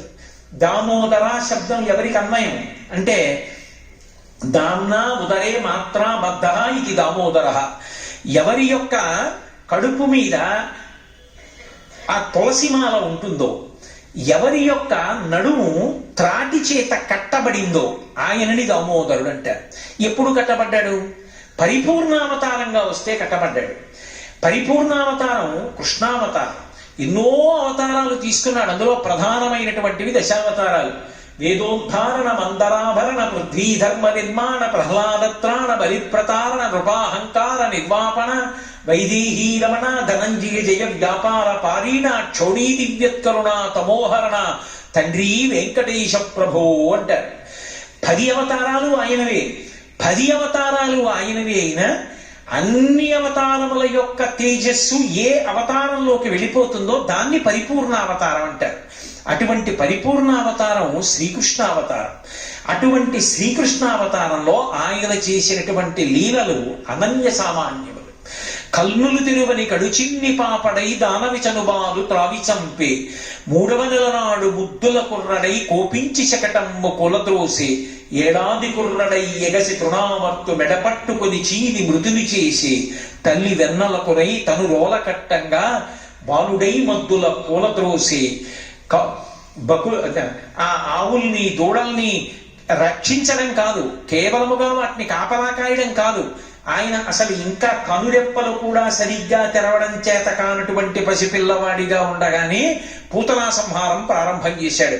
అంత గొప్ప అవతారం కృష్ణావతారం. అటువంటి కృష్ణావతారాన్ని బంధించాలని దుర్యోధనాదులు ప్రయత్నం చేశారు. శ్రీకృష్ణుడు రాయబారానికి వెళ్ళినప్పుడు దుర్యోధనాదులు ఆయన్ని కట్టేద్దాం అనుకున్నారు. కట్టగలిగారా? కట్టలేకపోయారు. కానీ చిన్ని కృష్ణుడుగా ఉండగా కృష్ణుణ్ణి కట్టేస్తానని బయలుదేరినది ఎవరు అంటే యశోద బయలుదేరింది. ఆ యశోద బయలుదేరడం కూడా ఆశ్చర్యకరమైనటువంటి సందర్భంలో బయలుదేరింది. సుడియుచు బిదుగుచు వాలుచు సడికొట్టుచు అమ్మ రమ్ము చన్నిమ్మను వెడబెడ గంతులు వైచుచు కదిసి కడవ బాలకుండు కవ్వము పట్టాను. ఒక రోజున యశోద చల్ల చిలుకుతోంది. ఎక్కడి నుంచో పరిగెత్తుకొచ్చాడు చిన్ని కృష్ణుడు. అమ్మా అమ్మా నాకు పాలియమ్మా అని చెప్పి నిలబడ్డాడు. అవతల పిల్లలు ఆడుకుంటున్నారు, నేను తొందరగా వెళ్ళిపోవాలి, పాలిస్తావా ఇవ్వవా అని మారాన్ చేస్తుంటే, నిన్న కాక మొన్న పుట్టాడు, ఇవాళ ఏమిటో పెద్ద ఎర్రటి మొహం చేసేసుకుని పెదవులన్నీ అదిరిపోతుంటే ఏదో పాలు ఇవ్వాలట, ఇవ్వకపోతే అక్కడ ఆటలకు వెళ్ళిపోవాలట, పిల్లలందరూ ఎదురు చూస్తున్నారట, ఏదో కొంప మునిగిపోతుందట, ఏమిటో వీడు ఉద్ధతని చెప్పి నవ్వుకుంటూ యశోద తల్ల చేసుకుంటూ చూస్తోంది. పువ్వుల పొట్లం లాంటి చేతితో చటుక్కన కవ్వం పట్టుకున్నాడు. ఆయన బలానికి ఆపే లేదు, ఆయన బలం ఎంతటిదో అందరికీ తెలుసు. కానీ ఆమెది మాతృహృదయం. ఆమె అనుకుంది పువ్వుల పొట్లం లాంటి చెయ్య ఉరుసుకుపోతుంది కవ్వానికని కవ్వం ఆపేసింది. కూర్చుని పిల్లవాడిని ఒళ్ళో పడుకోబెట్టుకుని స్తన్యం ఇస్తోంది. ఈలోగా అక్కడ పొయ్యి మీద ఉన్న పాలు పొంగిపోతున్నాయి. కడుపారంచను బాలు ద్రావని సుగన్ కంజాక్షపీఠమ్ము పైరిడి పొంగారెడు పాలు దించుటకు నయ్యే గంగ తత్పాలుండెక్కువ కోపంబన వాడిరాతిదని ముత్కంభంబు పోగొట్టి తెంపెడరం కుంభములోని వెన్నదిని విద్యాసంకుల భాష్పుడై. పాలిస్తున్నటువంటి అమ్మ పాలు పొంగిపోతున్నాయినా పిల్లాన్ని తీసి పక్కన కూర్చోబెట్టి గబగబా వెళ్ళి ఆ పొయ్యి మీద ఉన్న పాలు కిందకి దింపుతోంది. ఆ రోజుల్లో దారి అనేవారు, పిడకలతో పొయ్యి ఏర్పాటు చేసి దాని మీద కుండలో పాలు పెట్టేవారు. సన్నని సెగ మీద చక్కగా పొంగుతూ ఉండేది. గబగబా దింపడానికి వెళ్ళింది. కోపం వచ్చింది. నాకు పాలు ఇవ్వడం కన్నా నీకు పాలు దింపడం ఎక్కువైపోయిందా అని ఏదో పసిపిల్లవాడి కోపంలో అత్త మీద కోపం దొక్క మీద చూపించారన్నట్టుగా అప్పటి వరకు చల్ల చిలికి చిలికి ఉంది, వెన్నముద్దలు పైకి తేలి ఉన్నాయి. అక్కడే ఉన్న ఓ రాయి తీసి కుండను కొట్టాడు. కుండ పగిలిపోయింది, మజ్జిగ అంతా కారిపోయింది, వెన్నముద్దలు తేలుతుంటే ఓ వెన్నముద్ద చేత్తో పట్టుకున్నాడు. చేత్తో పట్టుకుని ఆ గోడ దాకా వెళ్ళి అక్కడ ఒక రోలు ఒకటి తిరగేసి దాని మీద ఎక్కి నించుని ఓ కోతిని పిలిచి వెన్నముద్ద తినిపిస్తున్నాడు కానీ అమ్మ వస్తుందేమో, నన్ను పట్టుకుంటుందేమో, దెబ్బలాడుతుందేమో అని ఎక్కడో భయం లేనివాడు, లోకములకు భయాన్ని కల్పించగలిగిన వాడు. భయకృత్ భయనాశన అని విష్ణు సహస్రంలో ఆయనకి పేరు. అసలు లోకాలు భయపెట్టేవాడు ఆయనే, భయాన్ని పోగొట్టేవాడు ఆయనే. ఆయన భయపడిపోయిన వాళ్ళే నటించాడు. నటించి అమ్మ ఎక్కడొస్తుందో అని మిథ్యాసంకులద్భాష్పుడై కర్మఫల ప్రదాత అయి చేసిన పాపములకు ఫలితాన్నిచ్చి ఏడిపించగలిగినటువంటి పరమాత్మ దొంగ ఏడుపు మొదలెట్టాడు. ఇలా ఇలా కళ్ళు తుడిచేసుకుంటుంటే ఆ కళ్ళకి పెట్టిన కాటుకంతా చేతులకు అంటుకుపోతే ఆ కాటుకి ఇక్కడ వరకు వచ్చేస్తే దొంగ ఏడుపు ఏడుస్తూ అమ్మ పెట్టిన ముత్యాల సరాలు ఆ పట్టుదట్టి దొంగ ఏడుపు అమ్మ రావట్లేదులే మధ్యలో ఆపేసి కోతికి పెడుతున్న వెన్న చూసింది యశోద. ముందటి రోజు గోపకాంతలందరూ వచ్చి నవనీతాన్ని అపహరిస్తున్నానని చెప్తే ఆవిడ నమ్మలేదు. ఇప్పుడు ఏదో లోకంలో ఒక సామెత చెప్తారే, ఆ మొగుడు కొట్టాడని కాదు తోడుకోడలు దిప్పిందని బాధపడిందని, అలా ఇప్పుడు కృష్ణుడు అల్లరి చేశాడని కాదు పట్టుకోలేదు యశోద అని అక్కడ ఉన్న గోపకాంతలు అంటారేమోనని ఎలా అయినా పట్టుకోవాలనుకుంది. పిల్లాన్ని పట్టుకోవడం అంటే అంత తేలిక. అందుకని ఆవిడ ఏదో పెద్ద యుద్ధానికి బయలుదేరిన దానిలా ప్రతిజ్ఞ చేసింది. లాలనమున బహుదోషము లోలిం ప్రాపించు తాడనోపాయములం చాలా గుణంబులు కలుగును తాడనంబె బాలురకును పథ్యంబరయన్ అంది. పిల్లాడు కదా అని ముద్దు చేస్తే పాడైపోతున్నాడు, 2 దెబ్బలు వేస్తే బాగుపడతాడు, అందుకని కొడతాను. అసలు కొట్టడానికి పట్టుకోవాలి కదా ముందు. అందుకని నా చీర తీసింది, ఇలా పైకి దోపింది, పవిట కొంగు ఇలా చుట్టూ తిప్పింది, యువతలకి తెచ్చింది, ఆ కొప్పు తీసింది, గట్టిగా ముడేసుకుంది, పువ్వులు ఇలా లోపలికి సర్దుకుంది, ఆ నగలన్నీ తీసింది, ఊగిపోకుండా ఇలా రవికలోకి వేసుకుంది. ఇంకా పిల్లాడి వెంట పరిగెత్తాలి, ఎక్కడ చూస్తే పారిపోతాడు అని చూస్తోంది. చూసేశాడు అమ్మ వచ్చేస్తోందని. చటుక్కున వెలయలోలు తిరగ వేసి ఎక్కి ఉట్టిలోని వెన్న నులుకుచున్నొక కోతి పాలు చేయుచున్న బాలుకనియే. కోతికి వెన్నబడుతున్నటువంటి కృష్ణుడిని చూసేసింది. అమ్మ వచ్చేస్తోందని పరిగెత్తి వెళ్ళిపోయాడు. స్తంభాదికంబులు తనకు అడ్డంబైన అట్టట్టు నైపట్టు అని వీని తప్పు సైరింపు ఇంక దొంగిలపోతు నేనని ముని ముట్ట నెచ్చువాని కాటుక నెరయంగ కన్నులు నులుముచు వెడల కన్నీటితో వగచువాని ఏ దశ వచ్చునో ఇది ఎలి పలుమాన్లు సరుగుచు క్రీగంట చూచువాని గుడబారి పట్టుకని వెరపుచు చిన్ని వెన్న దొంగ చిక్కెరనుచు కొట్ట చేతులాడక పూబోడి కరుణతోడవాను కట్టదలచే. ఆ ఇంటి నిండా స్తంభాలు వెడుతున్నాడు, స్తంభం చాటున దాక్కుంటున్నాడు. పాపం ఆ యశోద పరిగెత్తుకొస్తోంది, ఒళ్ళంతా చెమట పట్టేస్తోంది, ఆ స్తంభం చాటును నక్కేస్తున్నాడు, కనపడ్డు. ఎక్కడి నుంచో మధ్యలో ఓసారి చిన్ని ముఖం బయట పెట్టి అమ్మా అమ్మ ఇంకెప్పుడు నేను దొంగతనాలు చేయనమ్మా వెన్న తీసుకురానమ్మా ఎవరింటికి వెళ్ళనమ్మా నేను తిన్నమ్మా అల్లరి చేయనమ్మా అమ్మ నన్ను వదిలేయమ్మా నన్ను పట్టుకోకమ్మా నన్ను కొట్టకమ్మా అంటున్నాడు. మళ్ళీ యశోద పరిగెత్తుకొస్తోంది, మళ్ళీ పారిపోతున్నాడు. బొడల చెమటలగా ఉత్తరీయము జార తొరుముకున్న విధులు జారిరాల కట్టరాని తనను పట్టెదనని చింత కట్టుకున్న తల్లి కరుణ చూచి అయ్య పిచ్చమ్మా అమ్మా నన్ను లోకంలో ఎవరు పట్టుకోలేరమ్మా, నన్ను పట్టుకోవడానికి మార్గాలు లేవు, అటువంటిది నన్ను పట్టుకుంటారంట ఏంటమ్మా, వెంటబడితే దొరుకుతానా? కానీ అమ్మా అమ్మా అన్న మాట మాధుర్యాన్ని మొట్టమొదటిసారి జీవితంలో తెలుసుకున్నా. నాకు ఇంతకు ముందు అమ్మా నాన్న తెలియరు. ఆయనకి అమ్మా నాన్న ఏమిటి? ఆయనే లోకములకు తల్లి తండ్రి. త్వమేవ మాతా చ పితా త్వమేవ త్వమేవ బంధుశ్చ సఖా త్వమేవ త్వమేవ విద్యా ద్రోణం త్వమేవ త్వమేవ సర్వం మమ దేవదేవ. అటువంటి వాడు ఏ పాములెరుగక ఏ పారుమేటికి పశుల కాపరి ఇంట పాము కరిగే, ఏ కర్మయును లేక నలగినొక్కడికి జాతకర్మంబులు సంభవించే, ఏ తల్లి చనుబాలు ఎన్నెరుగని ప్రోఢ తల్లి యశోద చందుల పాలు త్రావనిరిగే, ఏ హాని వృద్ధుల నెరుగని బ్రహ్మంబు పొదిపిటిలో నుద్ది పొందనుంది. ఇంతకు ముందు అమ్మ ప్రేమ పాలు తెలియని వాడు మొట్టమొదటిసారి యశోద చందుల పాలు తాగాడు కదూ. అమ్మా అన్న మాటకున్న మాధుర్యం తెలుసుకున్నాడు. అయ్య పిచ్చమ్మ ఒళ్ళంతా చెమట పట్టేసింది, పవిట జారిపోతోంది, కొప్పు ఊడిపోయింది, పువ్వులు రాలి కింద పడిపోతున్నాయి, అయినా నన్ను పట్టుకోవాలని పాపం వస్తోంది, ఇంత ఆయాసపడిపోతోంది, పిచ్చమ్మని నేను ఇంకా బాధ పెట్టలేనని అమ్మకి దొరికిపోయాడు. దొరికిపోతే గూడ పట్టుకుంది. అదృష్టం కొడదామనుకున్నది కొట్టలేకపోయింది. ఆయన యొక్క సౌందర్యాన్ని చూసింది. భగవంతుని యొక్క సౌందర్యం అలా అంటే అలా ఉంటుంది. సంపేద్దామని వచ్చింది పోత, ఇంకా ఇవిడ కొడదామనుకుంది అమ్మ ప్రేమతో. శ్రీమమ్ము వ్రతకంగ చూచటుకన ఈశంగాన వేషంబుతో నరుదేనోపునటంచు గోపికలు జిహ్వల్రాక మోహించి అని పోతన గారు దశమస్కంధంలో చెప్పినట్టుగా గోపికలంతటి వాళ్ళు లక్ష్మీదేవి వస్తోందేమో అనుకున్నారు పోతన వస్తుంటే. ఆ పిల్లవాడి దగ్గరికి వెళ్ళి ఎత్తి దగ్గర పెట్టుకుని నాచలుబాలొక గుక్కెడు ఓ చిన్ని కుమారత్రావు మొయ్యన పిదపన్ నీ చెలువ మెరుగవచ్చును నా చెలువము సఫలమగున నిన్నదలక్ష అంది. కసిరి పాలు తాగరా అబ్బాయి చంపేస్తాను, నిన్నప్పుడు తెలుస్తుంది నీ వికారం ఏమిటో అనుకుంది. కానీ ఆ చిన్ని కృష్ణుడి అందం చూసి పూతన కూడా పొంగిపోయింది. అటువంటిది కన్న తల్లి యశోద పొంగిపోతూ ఆ ఏడుస్తున్నాడు, అమ్మ నన్ను వదిలేయమ్మా, అమ్మ నన్ను వదిలేయమ్మా, ఇంకా దొంగతనానికి వెళ్ళనమ్మా. చూసింది, నిన్ను కొట్టను కానీ ఒరే కట్టేస్తాను రా. ఎందుకని అక్కడ అందరూ చూస్తున్నారు గోపకాంతలు, తన గొప్ప కదూ. ఏరా ఎవరికి దొరకవుట నిన్ను వాళ్ళు ఎవరు పట్టుకోలేకపోయారట. పట్టెదనని చలము కొనిన పట్టుట బట్టే పట్టుబడవండ్రు పట్టి పట్టుకొన నాకు కాక పరుల కోసమే. ఏమిట్రా నువ్వు ఎవరికి దొరకవుట ఇలా చూపించింది గోపకాంతల్ని. ఏం నాకు దొరకవా, చూసావా ఎలా పట్టుకున్నాను, ఇప్పుడు నిన్ను కొట్టను కానీ కట్టేస్తాను రే అని వదిలేసి తాడు తేవడానికి వెళ్ళింది అనుకోండి, ఇక మళ్ళీ దొరకడం. అందుకని అలాగే పట్టుకుంది. అబ్బాయి ఏమనుభవించిందండి యశోద. ఆ మోకాళ్ళ మీద కూర్చుని అమ్మకి చాలా కోపం వచ్చేసింది అనుకోండి, గౌరవించి మాట్లాడుతుంది కొడుకుని. ఏమండో కోటేశ్వరరావు గారు అందనుకోండి, అమ్మ కోపం వచ్చిందని గుర్తు. అమ్మలంటే కోటేశ్వరరావు గారు ఎందుకు ఉంటుంది. అందుకని వీరెవ్వరు శ్రీకృష్ణులు కారా, ఎన్నడూ వెన్నాయు ఇంచుకొయ్యను తెలియరట, చూడత్వం ఇంచుకొయ్యను నేరరట, దరిద్రనెట్టిని ఎతులు కలరే. అబ్బా మీరు శ్రీకృష్ణుల వారా, పాపం మీకు దొంగతనాలు తెలియనే, వెన్న ఎప్పుడు తినలేనే, తీసిన వెన్నంతా నేనే దాచుకుంటున్నానే, నీకు ఎప్పుడన్నా పిడితే కదూ అని ఇన్ని మాటలు చెప్పి ఆ పిల్లాన్ని చేత్తో పట్టుకుని తజ్జనిది లోగిటంగల రజ్జు పరంపరల శిశు కట్టం ఆ బొజ్జ తిరిగిరాదయ్యే జగజ్జాలములున్న బొజ్జ కట్టంతరమే వెడుతోంది. ఆ కవ్వానికి తిప్పడానికి ఉపయోగించి పక్కన పడేసిన నలిగిపోయిన తాడు తీస్తోంది, తీసుకొస్తోంది, బొజ్జ చుట్టూ తిప్పుతోంది, 2 అంగుళాలు తక్కువ వస్తోంది, మళ్ళీ పెడుతోంది, ఇంకో తాడు తీస్తోంది, వదిలేసింది అనుకోండి పారిపోతాడు. ఈ 2 తాళ్ళు ముడియాలి కదా. అందుకని ఆ పిల్లాన్ని ఇలా నడుం చుట్టూ, ఇది కృష్ణుడు అయితే ఇలా నడుం చుట్టూ చెయ్యేసి 2 ముడేసి మళ్ళీ బొజ్జ చుట్టూ తిప్పుతోంది, మళ్ళీ 2 అంగుళాలు తక్కువ వస్తోంది, మళ్ళీ ఎంత గొప్ప కొడుకురా నాయన నా అదృష్ట కొద్దీ పుట్టేవరా అంటోంది, మళ్ళీ విడుతోంది, మళ్ళీ తాడు తెస్తోంది, మళ్ళీ ముడేస్తోంది, మళ్ళీ పొట్ట చుట్టూ తిప్పుతోంది, మళ్ళీ 2 అంగుళాలు తక్కువ వస్తుంది, 5 ఇన్ని తాళ్ళు ముడేసినా తక్కువైపోతుంది, పొట్ట కట్టలేకపోతున్నాను ఏమిటని మర్చిపోయి. అంటే భగవంతుణ్ణి కడతానని కానీ భగవంతుణ్ణి కట్టడానికి ఓ సాధనం ఉందని కానీ అనుకుంటే 2 ముళ్ళు ఉండవు.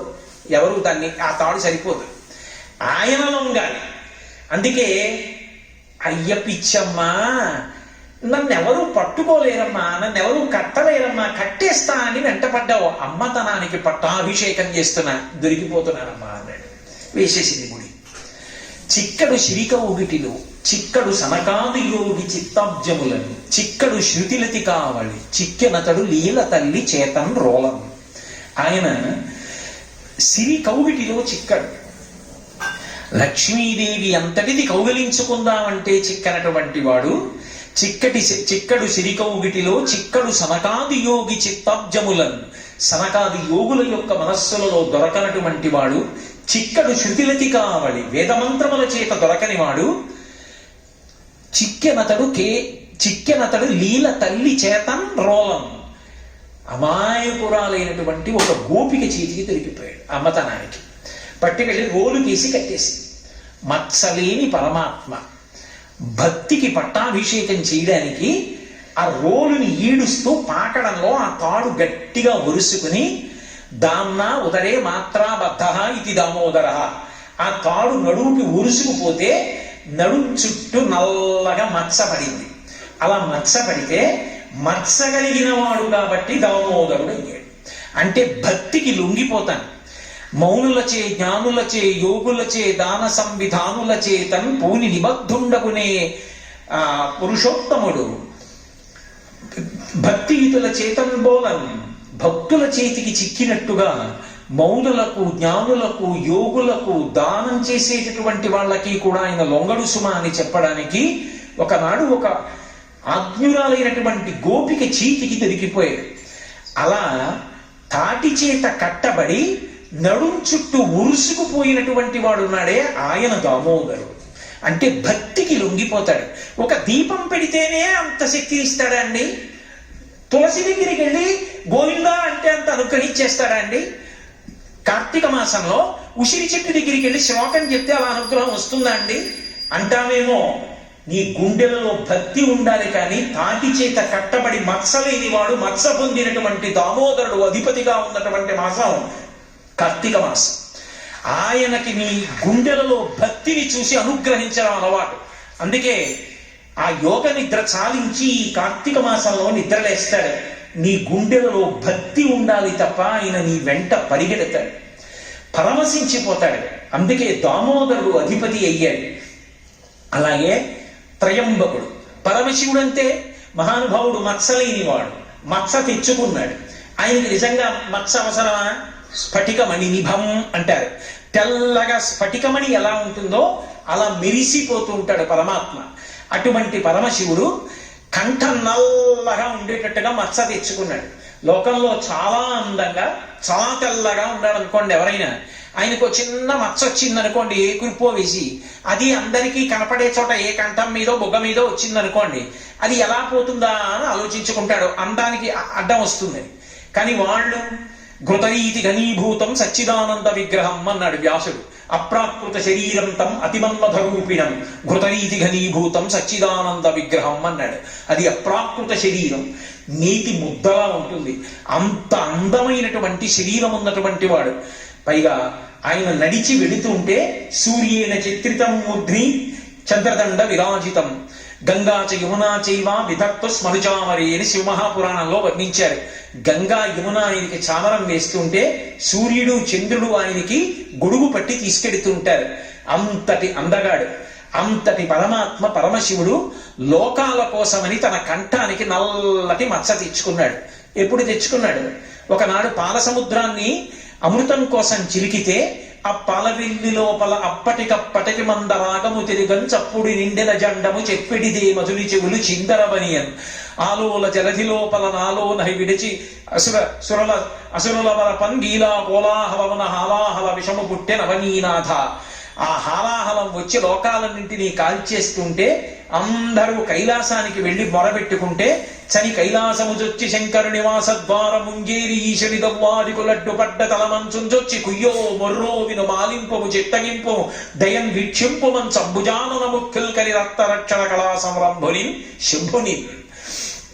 ఆర్తరక్షణ కళా సంరంభుడైనటువంటి పరమశివుడి దగ్గరికి వెళ్ళి అయ్యా హాలాహలం చేసుకోమన్నారు. అది ఎవరిని పుచ్చుకుంటే వాడు చచ్చిపోతాడు. ఆయన పుచ్చుకోగలడా? పార్వతీదేవి దగ్గరికి వెళ్ళి చెప్పాడు, చూసావా పార్వతి, లోకాలన్నీ కూడా ఎంత బాధపడిపోతున్నాయో చూసావా? హరిమది ఆనందించిన హరినక్షి జగమ్ములెల్లయ ఆనందించును హరియును జగములు వెచ్చక గరళము వారించుటొప్పు కమలదలక్షు. మీ అన్నగారు స్థితికారుడు, విష్ణువు సంతోషించేటట్టుగా ఆ హలాహలం నేను పుచ్చేసుకోనా అన్నాడు. అది ఏమైనా పటికి బెల్లమా నోట్లో వేసుకోవడానికి? ఆవిడికి మాత్రం 5వ తరం మీద కోరిక ఉండదు. ఆవిడ చూసి మీ ఇష్టం పుచ్చుకోండి. అక్కడ వరకు విని భాగవతం పరీక్షిత్ అంతటి వాడు గుండెలు బాదుకుని అడిగాడు శుకబ్రహ్మని. అయ్యయ్యో అదేమిటండి, ఎంత తాగుబోతు భర్త అయినా ఉండాలి పసుపు కుంకాలతో అని కోరుకుంటుంది కదా ఇల్లాలు. అంత తప్పు పని చేసేటటువంటి భర్తని కూడా పూజిస్తారే, అంత గౌరవిస్తారే. అటువంటిది నిత్యాయ త్రిగుణాత్మనే కొరచితే కాత్యాయని శ్రేయసే అని శంకర భగవత్పాదులంతటి వారు కీర్తించారు కదా. సత్యాయ ఆద్య కుటుంబినే ముని మన ప్రత్యక్ష చిన్మూర్తయే, ఆది కుటుంబం కదా. అటువంటి శంకరుడు హాలాహలం పుచ్చుకుంటారంటే పార్వతీదేవి ఒప్పుకుందా? ఎలా ఒప్పుకుంది అంటే, మింగిడిది హాలాహలమని మింగిడివాడు విభుండని ఎరిగియు మింగమని సర్వమంగళ మంగళసూత్రమునెంత మది నమ్మినదో. తన మంగళసూత్రం మీద ఆవిడకున్న నమ్మకం, నా మెడలో మంగళసూత్రం ఉండగా మీరు విషం పుచ్చుకుంటే మాత్రమే అవుతుందని చాలామంది అంతే లోకం కోసం. అప్పుడు అందరూ హాలాహలాన్ని చూసి భయపడుతుంటే ఒక్క శంకరుడు మాత్రం మహానుభావుడు గబగబా బయలుదేరి తన చుట్టూంచల సంఘములు జయ జయధ్వానంబులం బొబ్బిడం ఘనగంభీరమంబుతో శివుడు లోకద్రోహి హుంపోకురమ్మని కింగేల తమల్చి కూర్చి కడిగా లంకించి జంబూపలంబల సర్వంకషము మహావిషము నాహారించె హెలాగతిన్ కదలంబారము పాప పేరు మడలం గర్మాంబుజాలంబు పుట్టదు నేత్రంబులు నెర్రబారవు నిజ జూటాచంద్రుడున్ కందడు వదనాంభోజము వాడదా విషమును ఆహ్వానించుచో డాయిచో పదిలంబై కడిచేయిచో దిగుచుచో భక్షించుచో మృగ్గుచోన్. ఎదురెళ్ళి ఆ హాలాహలాన్ని చేత్తో పట్టుకున్నప్పుడు కానీ, ముద్ద చేసినప్పుడు కానీ, నోట్లో పెట్టుకున్నప్పుడు కానీ చల్లని చందమామ వేడెక్కిపోలేదు, ఓ పిల్లపావు కూడా జారి కింద పడిపోలేదు, వేడికి ఒంటి మీద పొక్కెక్కలేదు. హాలాహలాన్ని తీసి నోట్లో పెట్టుకున్నాడు. ఉదరము లోకంబులకు సదనంబకు తెరిగి శివుడు చటుల విషాగ్నిం కుదురుకొనే కంట బిలమున పదిలంబుగా నిలిపి సూక్ష్మ ఫలరసము క్రియం. మింగేస్తే కడుపులో ఉన్న లోకాలు పోతాయి, బయటికి వదిలేస్తే పైలోకాలు పోతాయని మింగకుండా బయటికి వదలకుండా కంఠంలో పెట్టుకుని ఉంచుకున్నాడు. నిజంగా మింగకుండా వదలకుండా కంఠంలో పెట్టుకోవడం ఎంత కష్టం. హాలాహలాన్ని కంఠంలో పెట్టుకున్నందుకు మత్సలేని శంకరుడి యొక్క కంఠం నల్లబడి గరళకంఠుడు శ్రీకంఠుడయ్యాడు. లోకం కోసం నిందబడి మత్స పొందినటువంటి వాళ్ళు మహాత్ములవుతారు తప్ప వచ్చినది వాళ్ళకి మత్స కాదు అని నిరూపించాడు శంకరుడు. అందుకే మత్స పొంది దామోదరుడు అయ్యాడు శ్రీ మహావిష్ణువు, మత్స పొంది శ్రీకంఠుడయ్యాడు పరమశివుడు.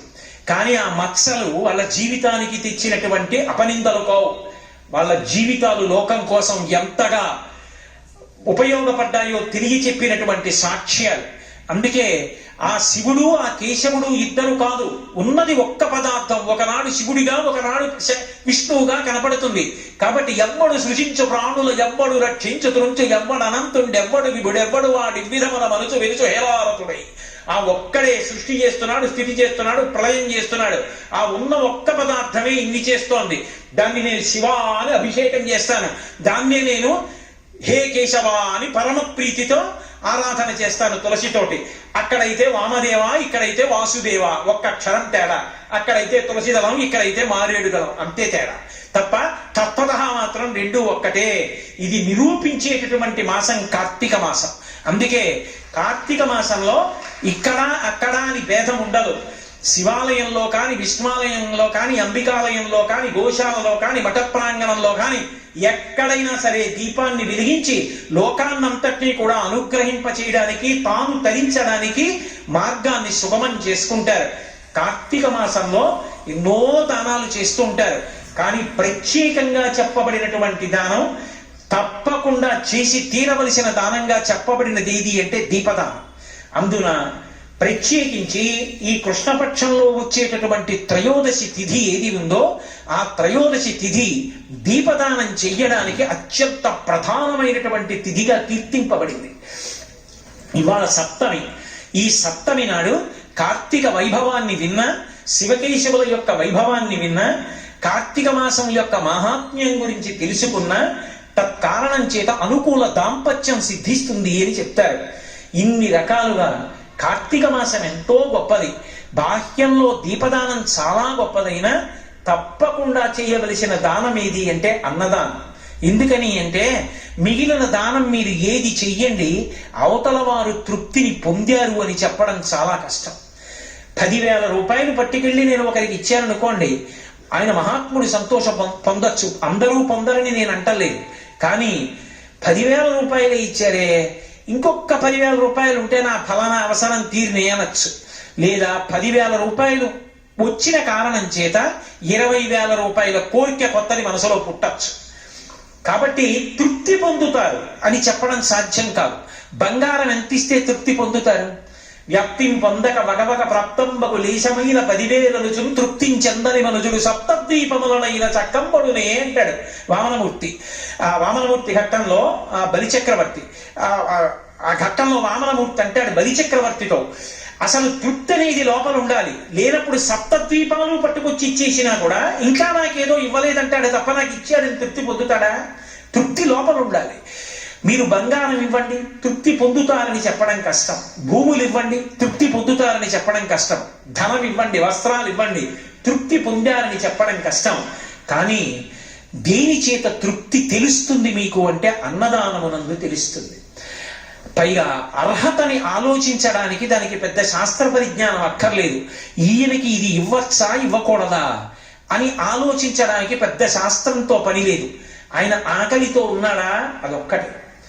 ఆ ఆకలి ఉన్న వేళ అతన్ని తీసుకొచ్చి కూర్చోపెట్టి అన్నం పెట్టారనుకోండి, ఆయన కడుపు నిండా అన్నం తిని బ్రేవ్ మనొక్క త్రేడుపు తేయించాడనుకోండి, పూజా మందిరంలో ఉన్నటువంటి భగవన్మూర్తులన్నీ సంతోషిస్తాయి. ఆయన వెళ్ళిపోతూ కాళ్ళు కడుక్కుని వెళ్ళిపోయాడు అనుకోండి, ఒక్క అతిథి ఇంటికి వచ్చిన వాడు అతిథి కిల పూజార్హ ప్రకృతోపి విజానత అంటారు సుందరకాండలో. ఏమీ తెలియనటువంటి అతిథి వచ్చి కాళ్ళు కడిగి వెడితేనే అంత గొప్ప. ఇక భగవంతుణ్ణి నమ్ముకున్నవాడు వచ్చి కాళ్ళు కడిగితే, అన్నం తిన్న తర్వాత కాళ్ళు కడుక్కుని వెళ్ళాలి. ఆ అన్నం తిన్న తర్వాత కాళ్ళు కడుక్కుని వెళ్ళిపోయాడు అనుకోండి, ఆయన కాళ్ళు కడుక్కుని వెళ్ళిపోయినటువంటి నీళ్ల క్షమాయింపు చూస్తారట దేవతలు. నన్ను నమ్ముకున్నవాడొకడు ఈ ఇంట తృప్తి పొందాడు. అన్నం తిన్న కారణం చేత ఇంద్రియములు శక్తి పొందుతాయి, అన్నం తిన్న కారణం చేత ప్రాణములు నిలబడతాయి, అన్నం తిన్న కారణం చేత నిద్ర పొంది అది సమాధి స్థితి అయి ఆనందాన్ని అనుభవిస్తాడు. అన్నం తిన్న కారణం చేత ఆరోగ్యం ఉంటుంది. ఒక వ్యక్తి అన్నం తిని ఆ అన్నం వలన వచ్చిన శక్తి చేత 10 మందికి పనికొచ్చే ఒక మంచి పని చేశాడనుకోండి, అన్నం పెట్టిన వాడికి కూడా అందులో ఫలితం పెడుతుంది. ఒక్క అన్నదానం చేస్తే అవతల వాడు తృప్తి పొందేటట్టుగా నువ్వు దానం చేశావని ఖాతాలో పడుతుంది. 2, అన్నదానం చేసిన వాడు ప్రాణములను నిలబెట్టాడు. అన్నదానం చేసిన వాడు అవతల వాడికి సమాధి స్థితి కల్పించాడు. ఎందుకంటే అన్నం లేని నిద్ర కలగదు. కడుపు ఖాళీగా ఉందనుకోండి నిద్ర పట్టదు. అన్నం కడుపు నిండా తిన్నాడనుకోండి నిద్ర పడుతుంది. గాఢ నిద్ర పొందాడనుకోండి అది సమాధి స్థితి. అందుకే గాఢ నిద్రలో ఉన్న వాళ్ళని నిద్ర లేపేటప్పుడు భగవత్ సంబంధం చెప్పకుండా నిద్ర లేపకూడదు. సూర్యోదయం అవుతోంది నిద్ర లేవండనో, సంధ్యావందనానికి సమయం అవుతోంది నిద్ర లేవండనో, భగవత్ కార్యం చెయ్యాలి కదా నిద్ర లేవండనో, భగవత్ సంబంధం చెప్పాలి తప్ప భగవత్ సంబంధం చెప్పకుండా నిద్ర లేపకూడదు. అందుకే విశ్వామిత్రుడు అంతటి వాడు తన శిష్యులైన రామలక్ష్మణుల్ని సరయూ తీరంలో పడుకునుండగా నిద్ర లేపితే, కౌసల్యా సుప్రజా రామ పూర్వా సంధ్యా ప్రవర్తతే ఉత్తిష్ట నరసాత్తూల కర్తవ్యం దైవమాహ్వికం అంటాడు. కాబట్టి సమాధి స్థితిని ఒక వ్యక్తి పొందుతాడు అంటే అది కేవలముగా మనం పెట్టిన అన్నం వల్ల. ఒక బంగారం ఇస్తే ఇన్ని రకాలైనటువంటి తృప్తులు ఉంటాయి. ప్రాణం నిలబడిందని చెప్పడం సాధ్యం కాదు, సమాధి స్థితిని పొందాడని చెప్పడం సాధ్యం కాదు, ఆయన మంచి పని చేయడానికి శక్తిని పొందాడని చెప్పడం సాధ్యం కాదు. కానీ పెట్టిన అన్నాన్ని, ఆ అన్నం వలన పొందినటువంటి తృప్తిని చూసి దేవతలు ఇన్ని రకాలైనటువంటి పనులు చేశాడు అని చెప్పి ఆ జీవుడి యొక్క ఖాతాలో వేస్తారు. అందుకే ప్రియమార భక్తితో అతిథిని ఇంటికి పిలిచి ఒక్క అతిథికైనా కడుపు నిండా అన్నం పెట్టి ఆయన కాళ్ళు కడుక్కుని వెళ్ళిన తర్వాత అతిథి స్వయంగా భగవానుడు. అందుకే స్నాతకం చేస్తూ చెప్తారు, అతిథి దేవో భవ, భగవంతుడే అతిథి రూపంలో వస్తాడు. శ్రీరామాయణం సుందరకాండలో ఒక అద్భుతాన్ని చెప్తారు. భగవంతుణ్ణి నమ్ముకున్న వాడికి ఆతిథ్యం ఇవ్వక్కర్లేదు. ఇస్తానన్నంత మాత్రం చేత రెక్కలు నిలబడ్డాయి మైనాకుడికి. వెళ్ళిపోతున్నారు స్వామి హనుమ సముద్రం నుంచి. లోపల సముద్రంలో ఉన్నాడు మైనాకుడు, రెక్కలున్నాయి. కానీ పైకి వస్తే ఇంద్రుడు వజ్రాయుధం పట్టి తిరిగేస్తాడు, భయం, పైకి రాడు. కానీ రామకార్యం మీద పెడుతున్నాడు, నిస్వార్థపరుడు. రామార్థం వానరార్థం చకీర్షం కర్మదుష్కరం. కాబట్టి వెళ్ళి ఆతిథ్యమి, నాది ఉప్పు నీరు, పైకి లే అన్నాడు సముద్రుడు. లేచాడు. లేచి వెళ్ళిపోతున్న హనుమ వంక చూశాడు. చూసి ఒక మాట అన్నాడు, మహానుభావ, సామాన్యుడు అతిథిగా వస్తేనే గొప్ప, నీ వంటి పూజ్యుడు అతిథిగా వస్తే అంతకన్నా అదృష్టం ఉంటుందా? కాబట్టి నిపత్యమనసంగేషు విశ్రమ స్వయభా సుఖం, ఒక్కసారి నా పర్వత శిఖరముల మీద వాలు, అంత తేనె తాగు, ఒక్క పండు తిని వెళ్ళిపో అన్నాడు. ఆయన తినలేదు, తాగలేదు. వెళ్ళిపోతూ ఆగకుండా ఒక్కసారి ఇలా చేత్తో ముట్టుకున్నారు. ముట్టుకుని ఒక మాట చెప్పారు, నేను ఆగడం కుదరదు. ప్రీతోస్మి కృతమాతిథ్యం మన్యుదేశోపనీయతాం తరతే కార్యకాలోమే హస్యాప్యతివర్తతే ప్రతిజ్ఞాచ మయా దత్తానస్తాతవ్యమిహాంతరే. నేను రామబాణం వెళ్ళినట్టుగా వెళతానన్నాను, కాబట్టి ఆగడం కుదరదు. నువ్వు ఆతిథ్యం ఇచ్చినట్టే. ఒక్కసారి ఇలా ముట్టుకుని వెళ్ళిపోయారు. రామకార్యం మీద వెడుతున్నవాడు హనుమకి ఆతిథ్యం ఇవ్వడానికి పైకొచ్చాడు మైనాకుడు, ఇవ్వలేదు. హనుమ వెళ్ళిపోయారు. ఇంద్రుడు వచ్చాడు, రెక్కలు తరిగేస్తాడనుకున్నాడు. ఇంద్రుడు అన్నాడు, నువ్వు రామకార్యం మీద పెడుతున్న వాడికి ఆతిథ్యం ఇవ్వడానికి సిద్ధపడ్డావు, పుచ్చుకున్నాడా లేదా పక్క మాట. నువ్వు ఆతిథ్యం ఇవ్వడానికి సిద్ధపడ్డావు కాబట్టి నీ రెక్కలు తరగను, క్షేమంగా ఉండన్నాడు. ఒకనాడు సంపాతి మాట సాయం చేశాడు, కాలిపోయిన రెక్కలు వచ్చాయి. అతిథి దేవోభవ అభ్యాగతి స్వయం విష్ణువు. మనం పిలవకుండా ఎవరైనా ఇంటికి వచ్చారనుకోండి, మన అదృష్టం. అందున ఆయన భగవద్భక్తుడు అనుకోండి, పరమేశ్వరుణ్ణి నమ్ముకున్నవాడు అనుకోండి, ఈశ్వర కార్యంలో ఉన్నవాడు అనుకోండి, జన్మ పండిందని గుర్తు. కాబట్టి ఇటువంటి మాసంలో మనందరం కూడా ఆ మాస కాలాన్ని సద్వినియోగం చేసుకోవడానికి నెల పర్యంతంలో ఒక్కసారి ఒక అతిథిని పిలిచి అన్నం పెట్టాలి. అన్నం పెట్టి ఆయన కడుపు నిండా తిని త్రేంచి సంతోషంగా వెళ్ళిపోతే అది సాక్షాత్తు పరమేశ్వరుడి యొక్క ఉచ్ఛిష్టం. ఆ అన్నం తిన్నవాడెవడో వాడు అదృష్టాన్ని పొందుతాడు. అందుకే మిగిలిన దానములన్నీ చెయ్యగలిగితే చెయ్యవచ్చు, చేసినా చేయలేకపోయినా కనీసం మనకున్న దాంట్లో ఎవరో ఒక అతిథికి పెట్టడం అనేటటువంటిది ఈ మాసంలో కాలాన్ని సద్వినియోగం చేసుకుని భగవంతుని యొక్క అనుగ్రహాన్ని పొందడానికి అత్యంత ఉపయుక్తమైనటువంటి విశేషం. కాబట్టి కేవలం ఈ మాసంలో ఒక్క గోశాలకి వెళ్ళి తరించవచ్చు, ఓ తులసి బృందావనంలోకి, ఓ తులసి చెట్టు దగ్గరికి, ఓ ఉసిరి చెట్టు దగ్గరికి ఒక దీపం పెట్టి దేవాలయంలో ఆకాశ దీపం వెలిగించడానికి ఒక నెలలో ఒక్క రోజుకి నేను వ్యయం భరిస్తానని ఒక్క తులసి దళాన్ని వేసి భగవన్ నామం చెప్పి భగవత్ కథా శ్రవణం చేసి భగవత్ సంబంధమైన విషయాన్ని పఠనం చేసి ఏ రకంగానైనా సరే అభ్యున్నతిని పొందడానికి అన్ని రకాలుగా బాహ్యంలో ఆంతరమునందు ఆనుకూల్యతతో కూడుకున్నటువంటి ఋతువుతో కూడుకున్న కాలం ఏది అంటే ఈ శరదృతువులో వచ్చేటటువంటి కార్తీక మాసం. అందుకే చాంద్రమానంలో 8వ నెలగా వచ్చేటటువంటి కార్తీక మాసంతో సమానమైనటువంటి నెల ఇక మిగిలిన నెలలలో ఏదీ లేదు అంటారు. చాలా మంది పెద్దలు కార్తీక మాసంలో ఒక్క క్షణాన్ని కూడా దుర్వినియోగం చేసుకోకుండా ఈ మాసం అంతటా కూడా రక్తవ్రతాన్ని పాటిస్తూ మనుష్య జన్మలోకి వచ్చాం కాబట్టి శ్రద్ధతో శాస్త్రాన్ని గురువాక్యాన్ని ఆలంబనంగా తీసుకుని సద్వినియోగం చేసుకుని తరించడానికి ఈ కాలాన్ని సద్వినియోగం చేసుకుంటారు.